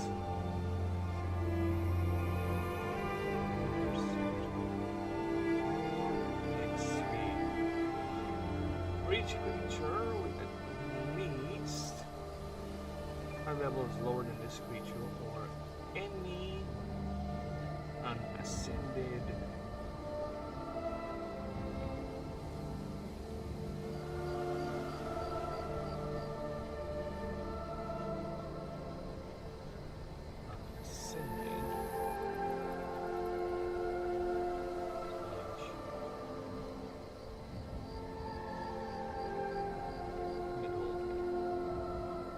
ascension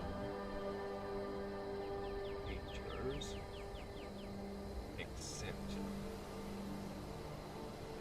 illuminate heights in the field. Yours and opponents. There you go. I'll clear that up. This creature gets us.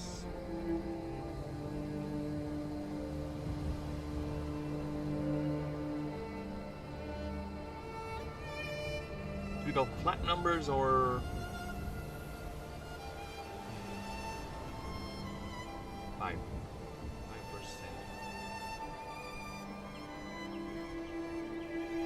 In the field, that's fine. 5%. More.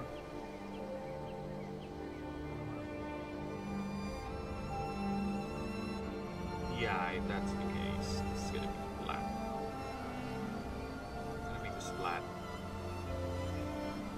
There you go. That's it.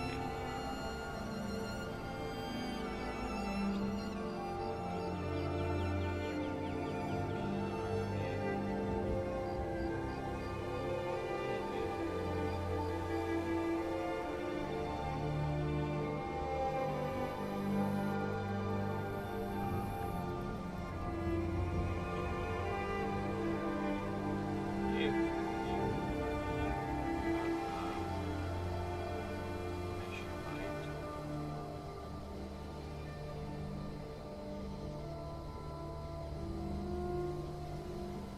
in the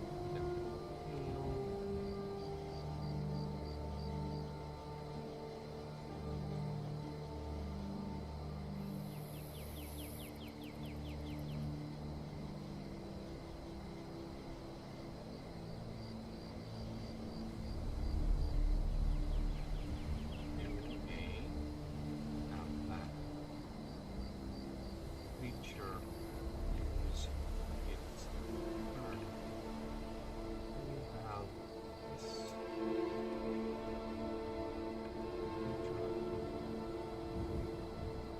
We have this or rather heal.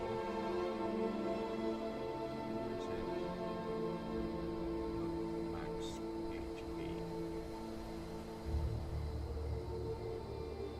Ah! Why no hat slices? Because hat slices are technically not part of the colony. They would stay far, far away. Okay? At least 100 feet. And if there's any mirage, it's not going to change any of their parameters. Their objective is to defend the family, regardless of whether there's a mirage over there or not. They're still going to do it. There's nothing special there.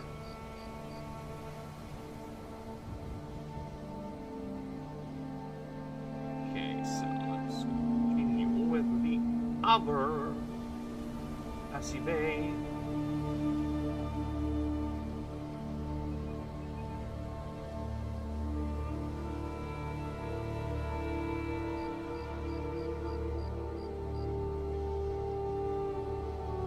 Sorry, just checking the streams actually. Just making sure they're still alive. You alive streams? We good. We live in. Dreams are good.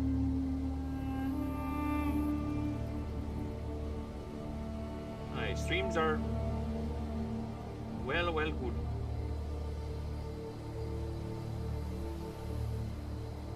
And I have switch screens, right? I have switch screens on it.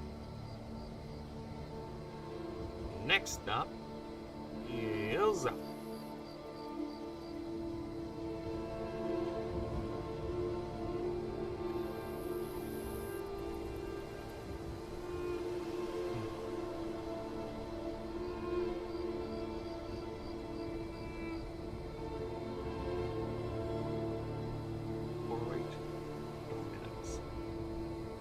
Domine. Domine. Amino. Ameno. Oh. Ameno. Ameno. Ameno. Ameno. Amino dome. Domine ameno, ameno, amino domine, domine ameno, ameno, ameno domine, domine, domine.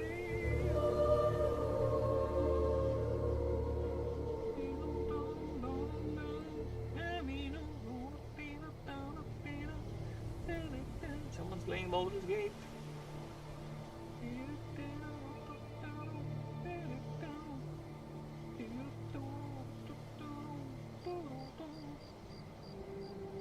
Alright, Dominance. What does it do? What has it done? What makes this thing kick? Alright, let me just go back to OBS.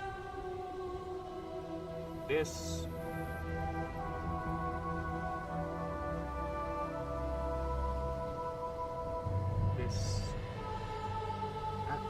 why is it that big? This is just that font. There we go. This fucking hell. This creature is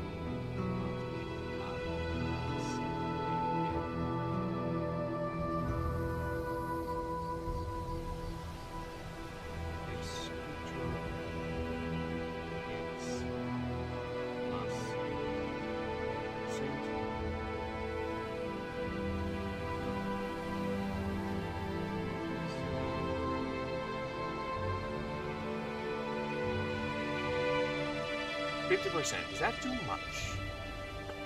That too much. This thing is just basically designed to overpower the enemy. Right?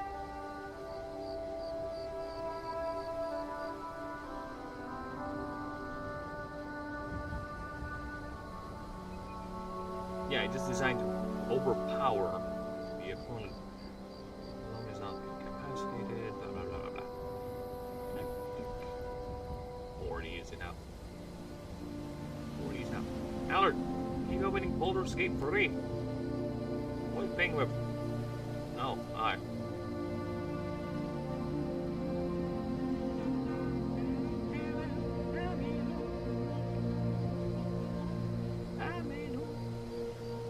Oh, it is Saturday. Damn. Time flies when you're too busy dealing with IRL-tisms. I didn't notice it. Yeah, I guess it is time of the week.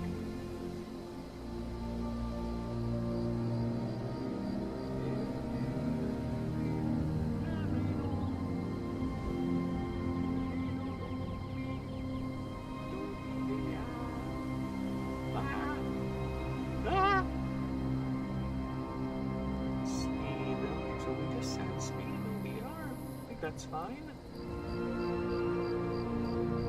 Yeah, I think that is fine.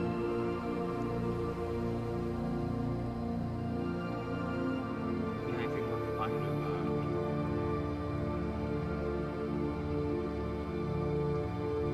No energy. That's too much. Okay, yeah.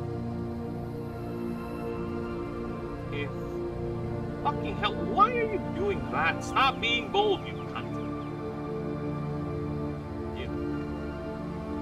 Now it's... I don't know, man. I don't know why it insists on making its own laws. Why do you have your own brain, alright? Stop it.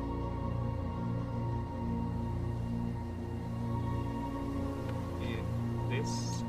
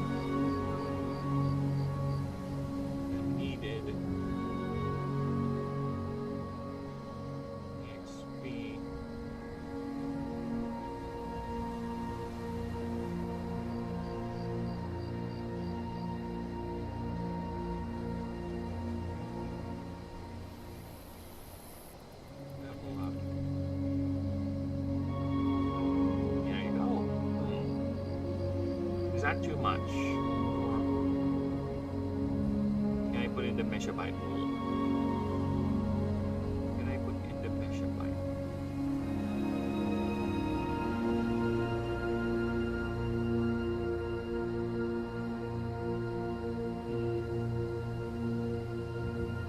Yeah, let's put it in.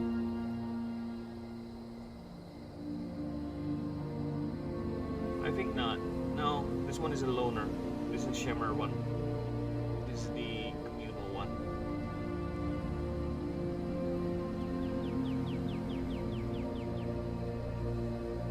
No, it's fine. They're both the same because that's how.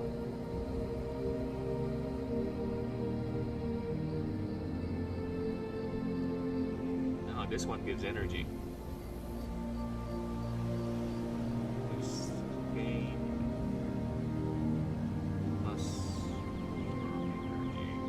Mana rather.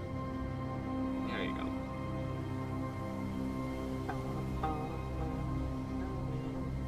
And the default extended blows.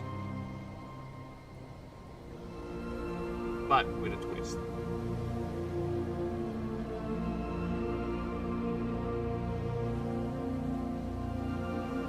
No, there's no twist. Just organic extended blows. Ah! Nice.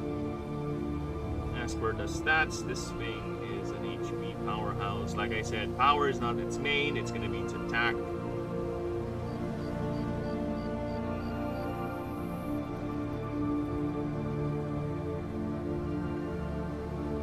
Okay.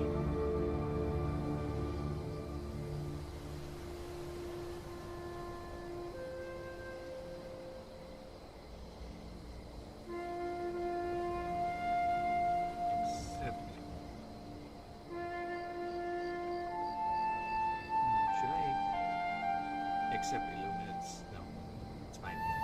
You can challenge gods. Whatever.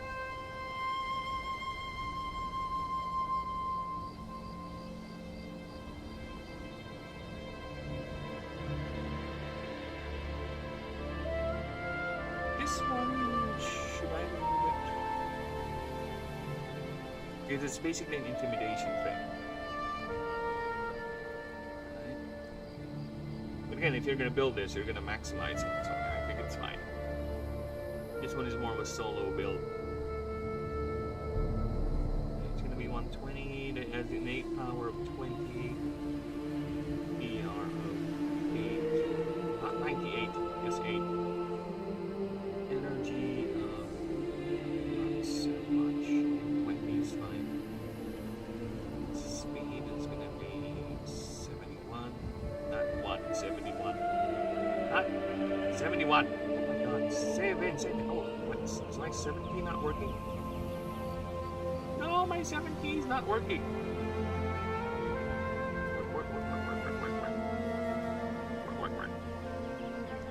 Yeah, the 70 is dead. Oh, fuck. Oh well.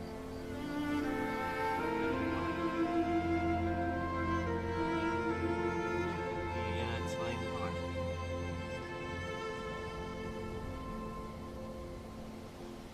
Level 50 stats, please.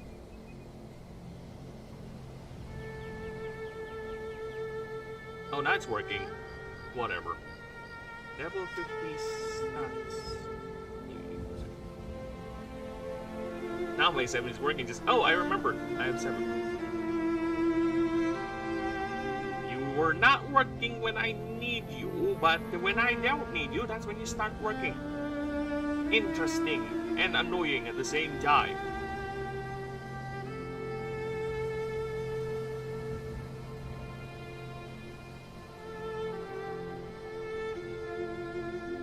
Thank you. Really, 120 is only 1345, huh?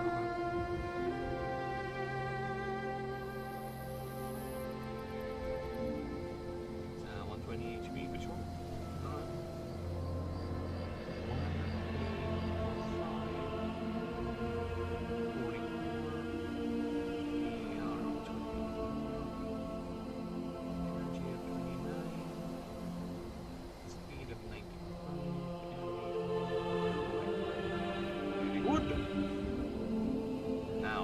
Time for lay moves.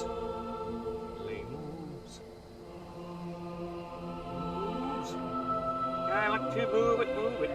You like to move it. She like to move it. Physically fit. Physically fit.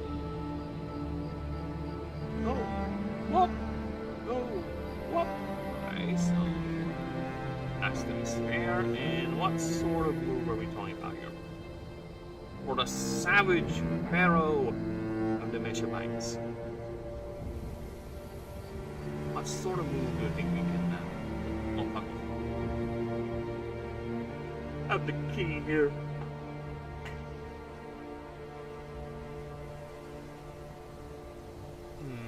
Oh, whoop!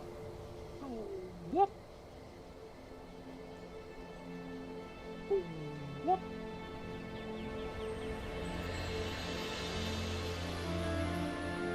I think it has to do with the Wolverine clothes. Yeah.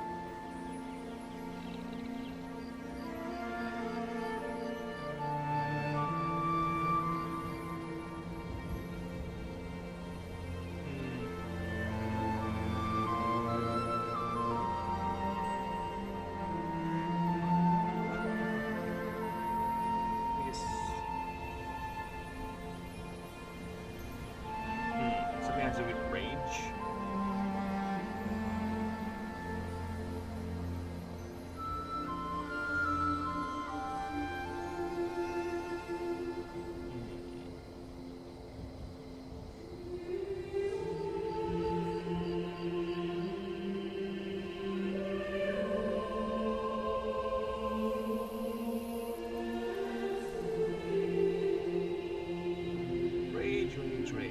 Rage in the machine.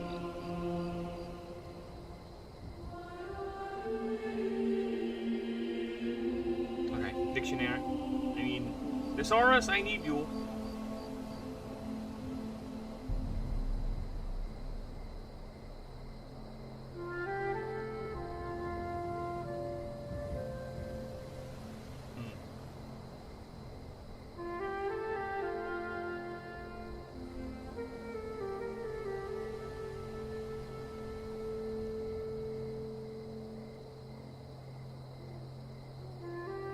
covetous. No. Unquenchable. Cetra the relentless. Cetra the imperishable. He does not serve.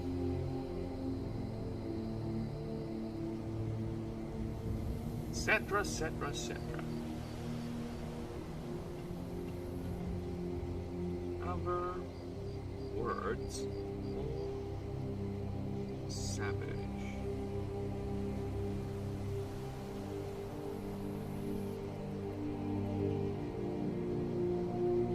And what other words we got here? Ferocious, fierce, merciless, vicious, bloodthirsty, cruel, pitiless, feral, bestial, primitive, so uncivilized, unstoppable, rampaging, rampant, devastating, formidable, monstrous, titanic, cataclysmic, overwhelming, predatory, ravenous, voracious, frenzy, rabid, bloody, born.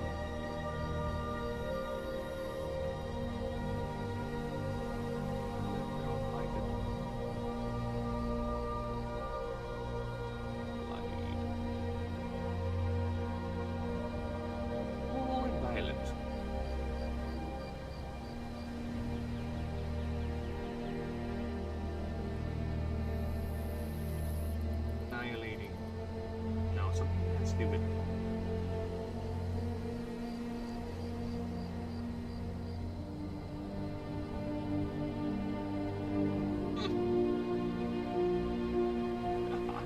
Hi.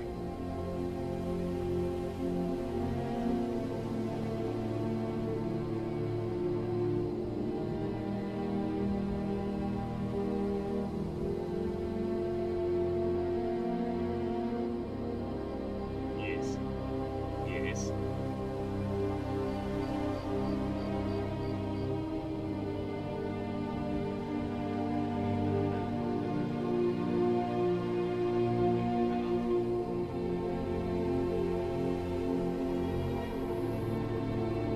Attack. Okay.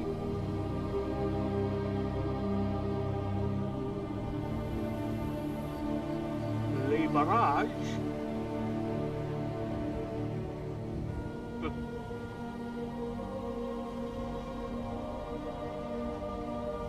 I'm hearing a lot of pating sounds. So much patinging. I'm getting tired actually. So yeah, we'll see how far I can take this before I get ahead and say night night.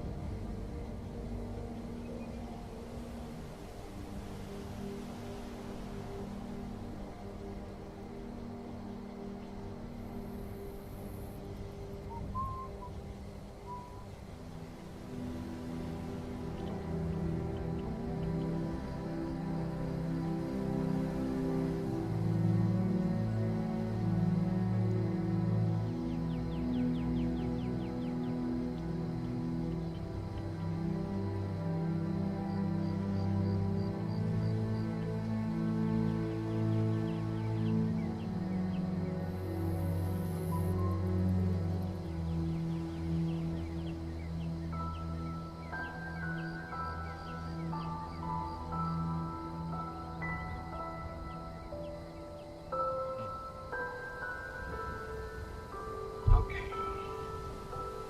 So we're gonna do that. Damage is 3.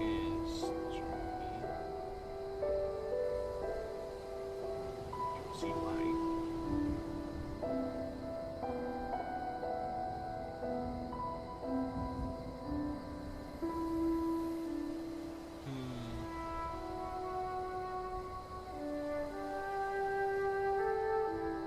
Ah.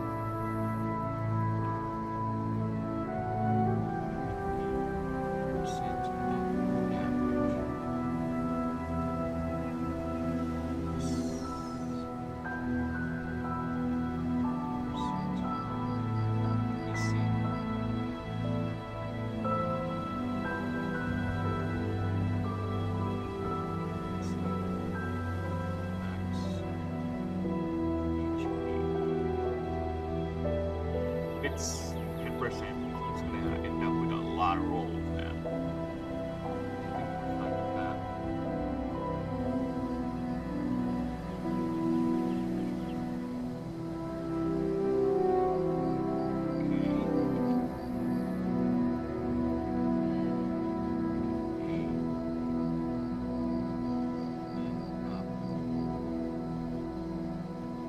Plus 13 damage. And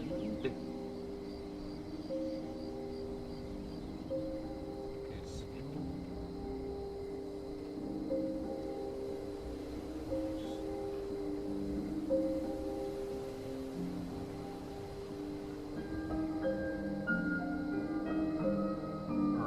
actually.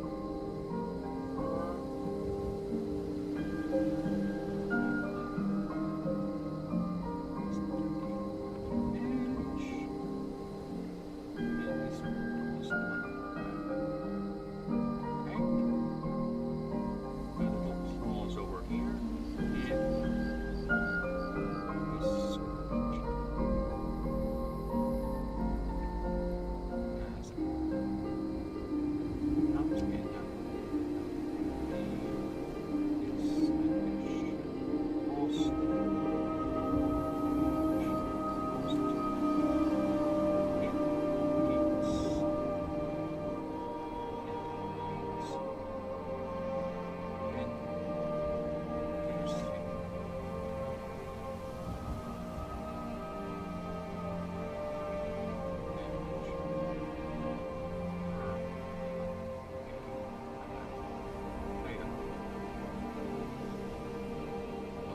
Nice.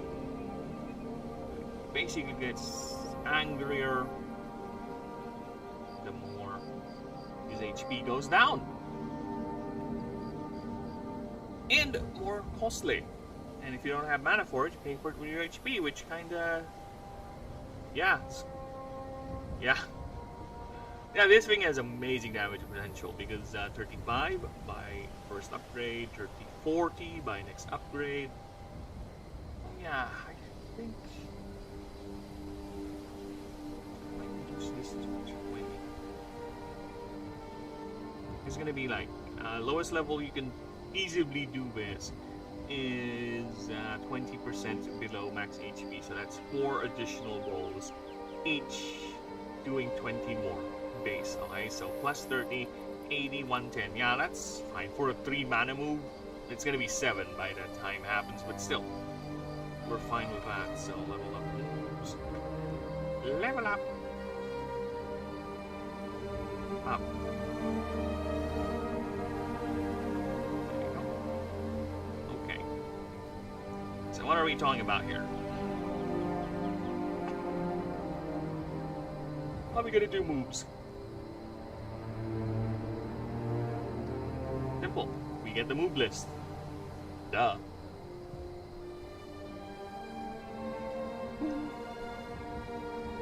And right off the bat, we will flash that. Flash cut. 3. We'll give it a wipe.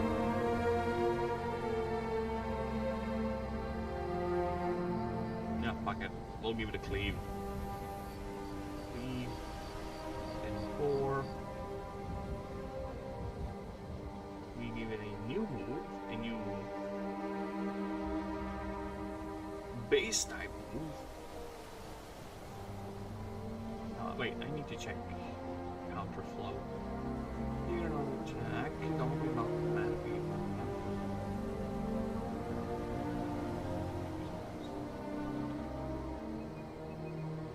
Alright.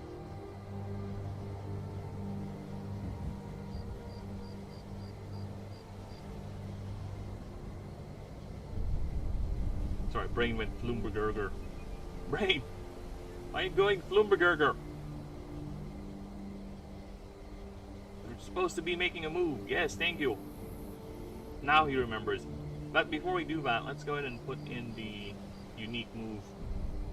Before all is lost, it lands a pin.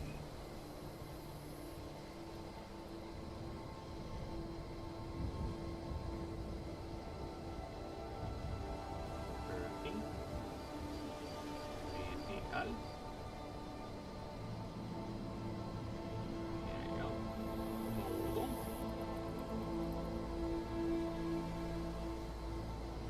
Attack.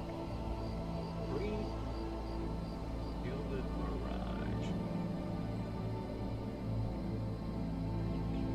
Copy that. Put it here. There you go. Okay, now let's make a new move right here. New move is gonna be called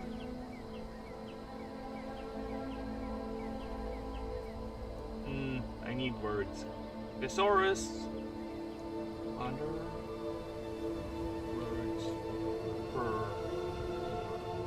year.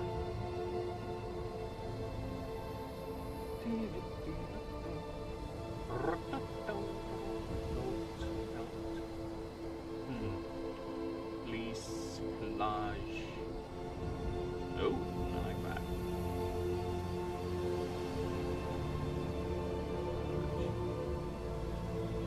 Down a quivering horse.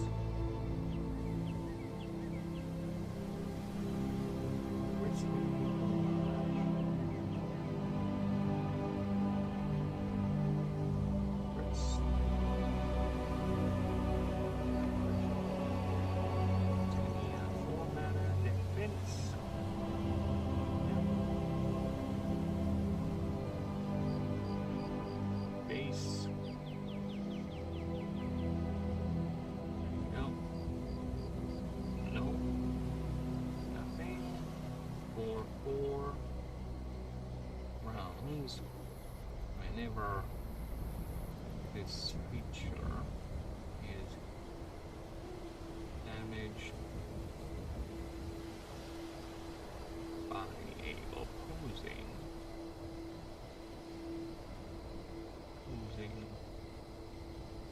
creatures attack and move, that attacker receives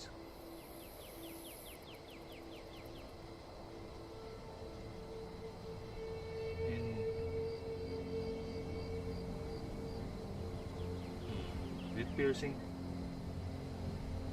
Yeah, that's right. No.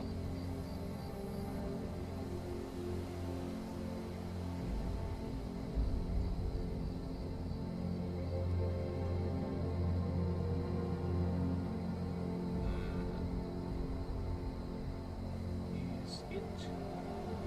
Oh, I know now. Receives 20% of that damage. 20% the damage dealt per hit as piercing damage.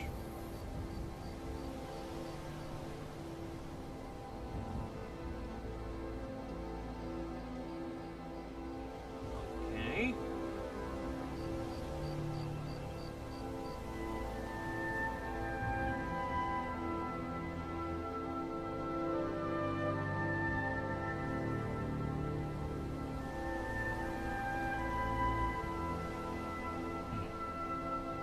That's fine.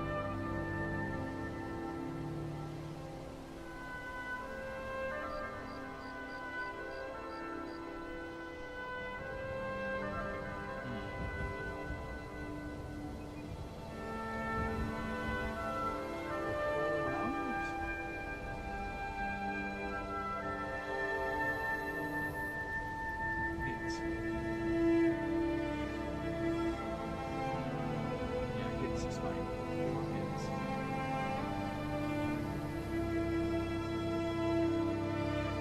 Four rounds is too much. Bristlage. Here we go, go, go, go, go. Okay. Okay, you want to be capitalized? Sure. Knock yourself out. I'm going to stop you or anything. Intimidate. Intimidate.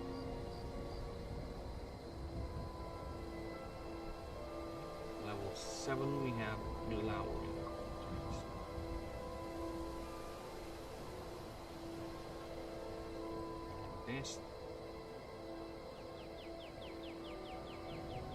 Level 10, you get dark claw. Level 23, no, 15.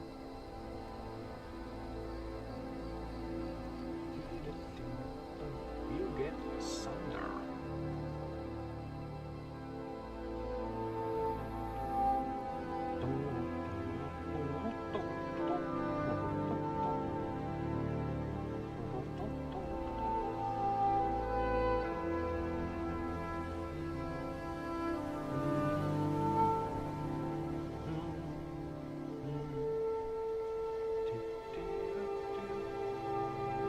Dark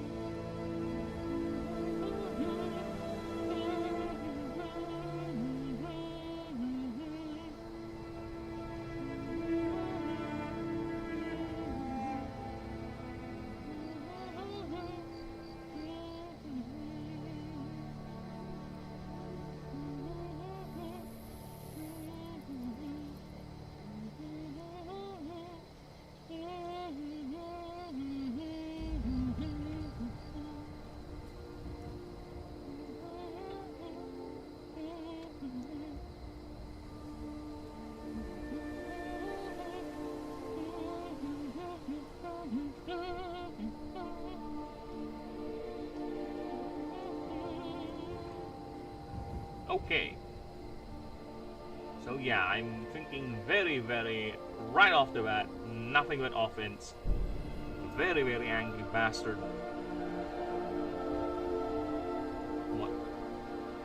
Whatever little thing that is not related to claws or slashes or cuts.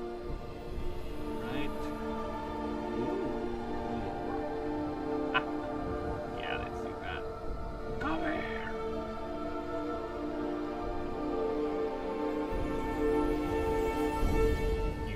Rakes you in with the claws.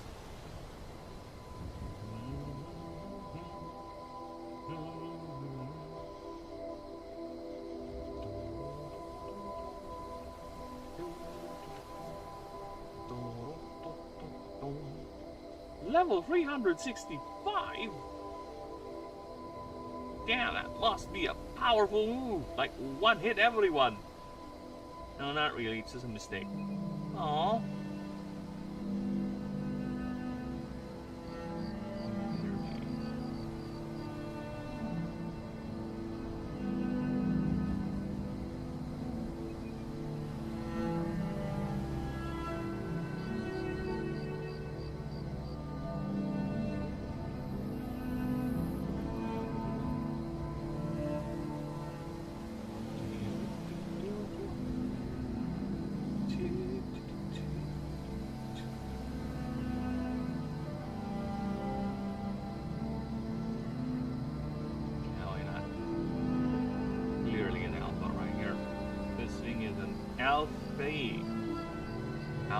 Alfie indeed, a Rooney.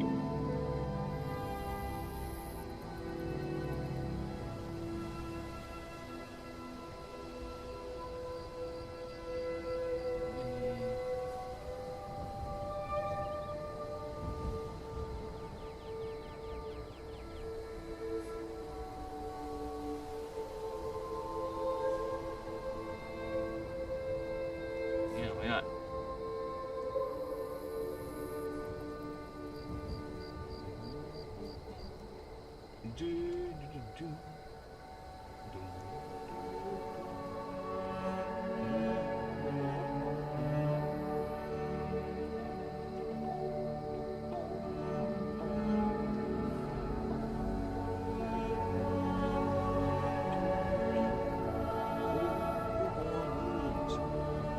What moves will the tutor moves put you? A great and angry one. Many!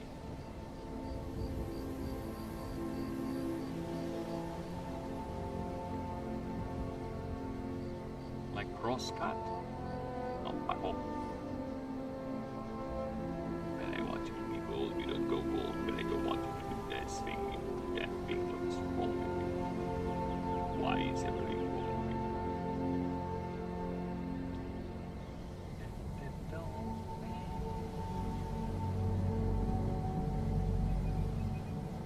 Oh my fucking god, do I have to press that every time?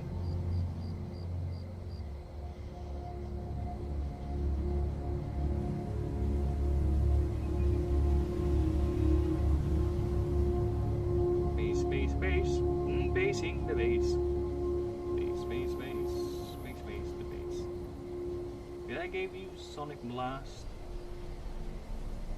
Just double checking.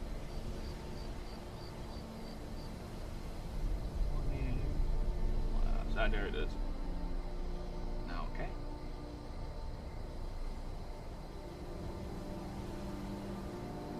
Flashbang. Lines you with the headrest.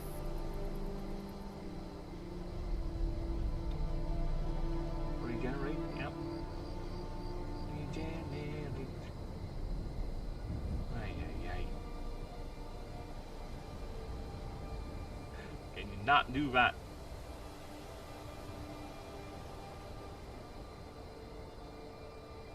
Moves.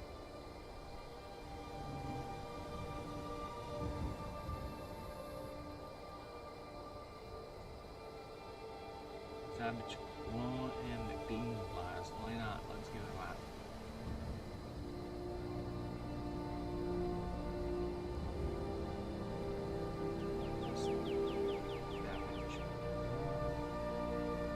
Savage Claw.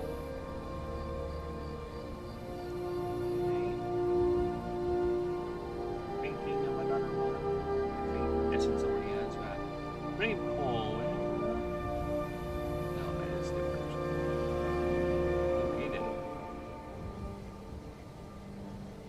Let's give it a rend first.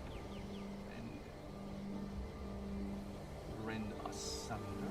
Then the new next type move.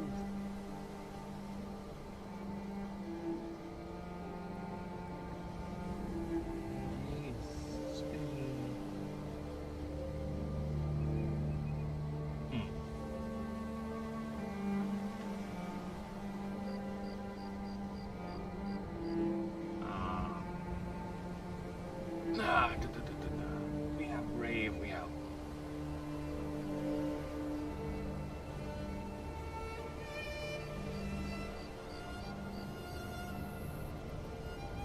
Guillotine Slash. It's gonna be a 7 damage move, it's gonna be an attack, it's gonna be modal, and it's going to be a Nyx type. Nyx, there you go. Now the unique move. This deals 40. However, this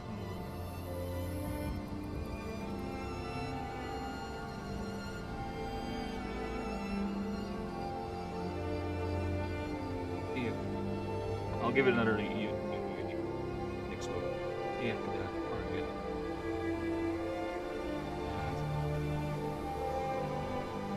is below. It is at or below 50% of max HP. This deals us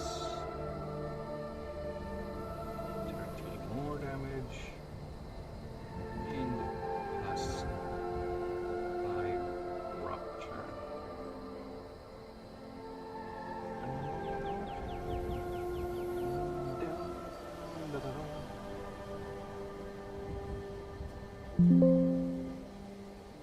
Oh, come on.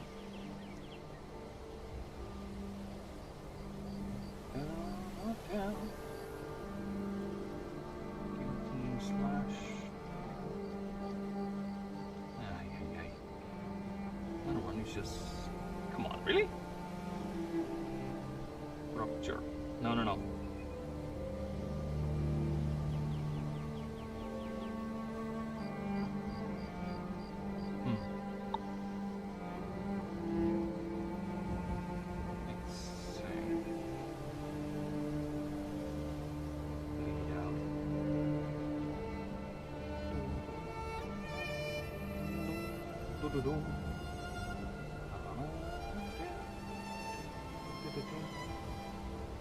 Lead out.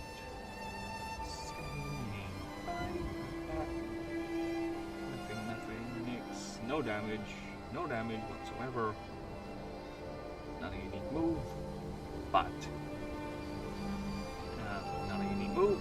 The fun thing is, it's plus and rupture. I have to put a space there because, yeah, otherwise the Ixil is gonna do that.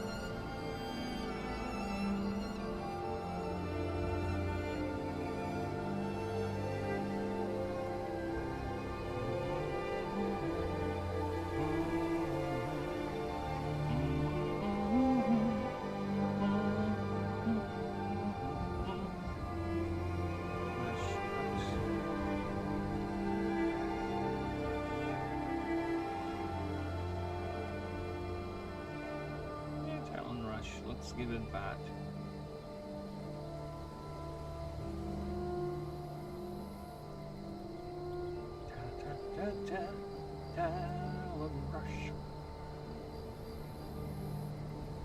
Talon Rush and Counterflow.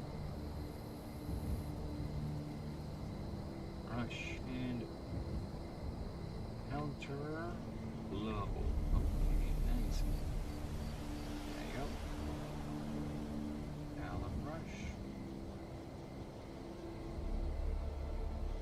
Nice. Next up, I think it's the EXP table. Okay, so this guy is going to be the same experience table as Hekasaki. Hekasaki, give me your experience table. I want to eat the experience table of Hekasaki. Come here, Hekasaki. I desire your plumage, your florums, and your glorms. Give it to me. Ha ha ha ha. Give it to me, baby. Ha ha ha ha. It's about. Just about.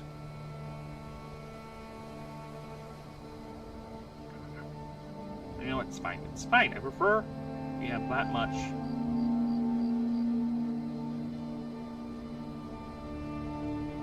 Oh yeah, I need to prep that, but I need. Well, the AI get confused. We'll see. AI, I get confused.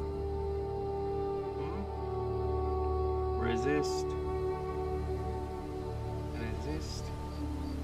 Able. For base mythic.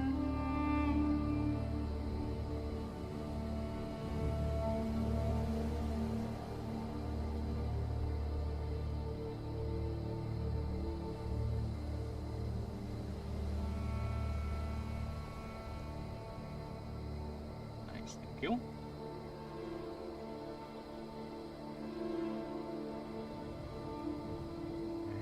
Neutral, Fey. Oh yeah, it is weak.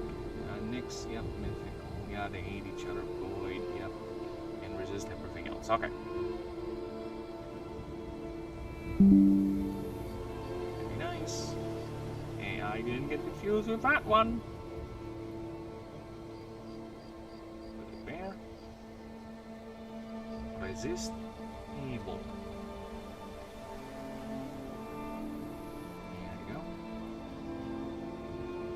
Now, habitat is roughly not the same. I need a biome list. I do not know if you're updated, but we'll see. Biome list. Because this thing is going to be in Warthorn, that's for sure. Warscape. Just need to see what other places this thing is can be found. As for the ordinary ones. Oh, you are not common, sir. Fuck off.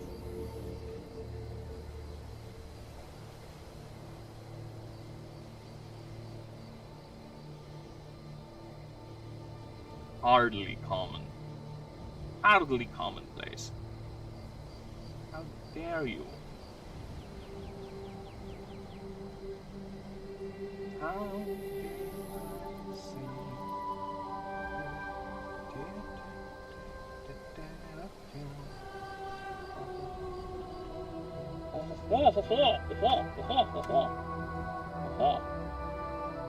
This thing is mighty rare, boy. Alright, so what are the biomes we got here? This thing basically lives where Meshabites are, but in addition, clear, saturated, mana storm, barren, warscape, yeah, it'll be found where?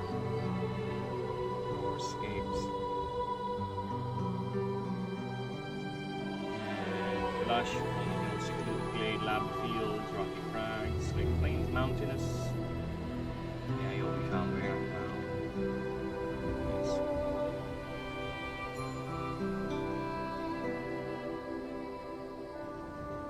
Decimated ruins.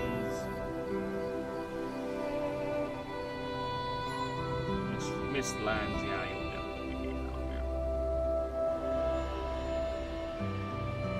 Slow fields, rising terrain,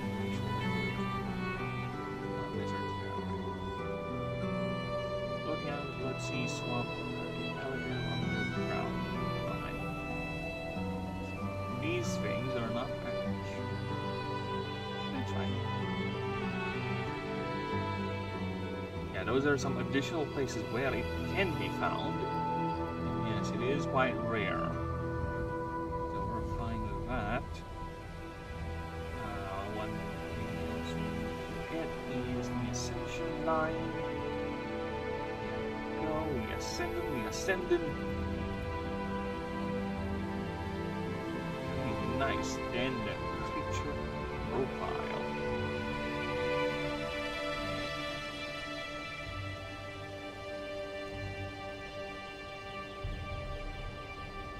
We'll have to get Almighty Krita on that.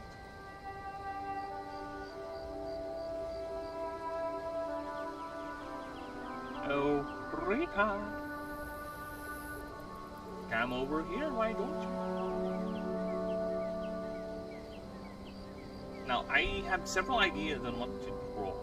Mostly it's it raging, right? I just need to think of it more formally. Yeah, less Tisby.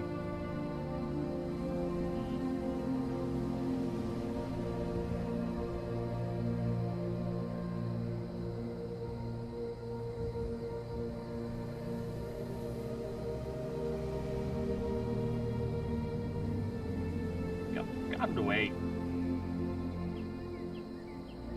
Get out of the way.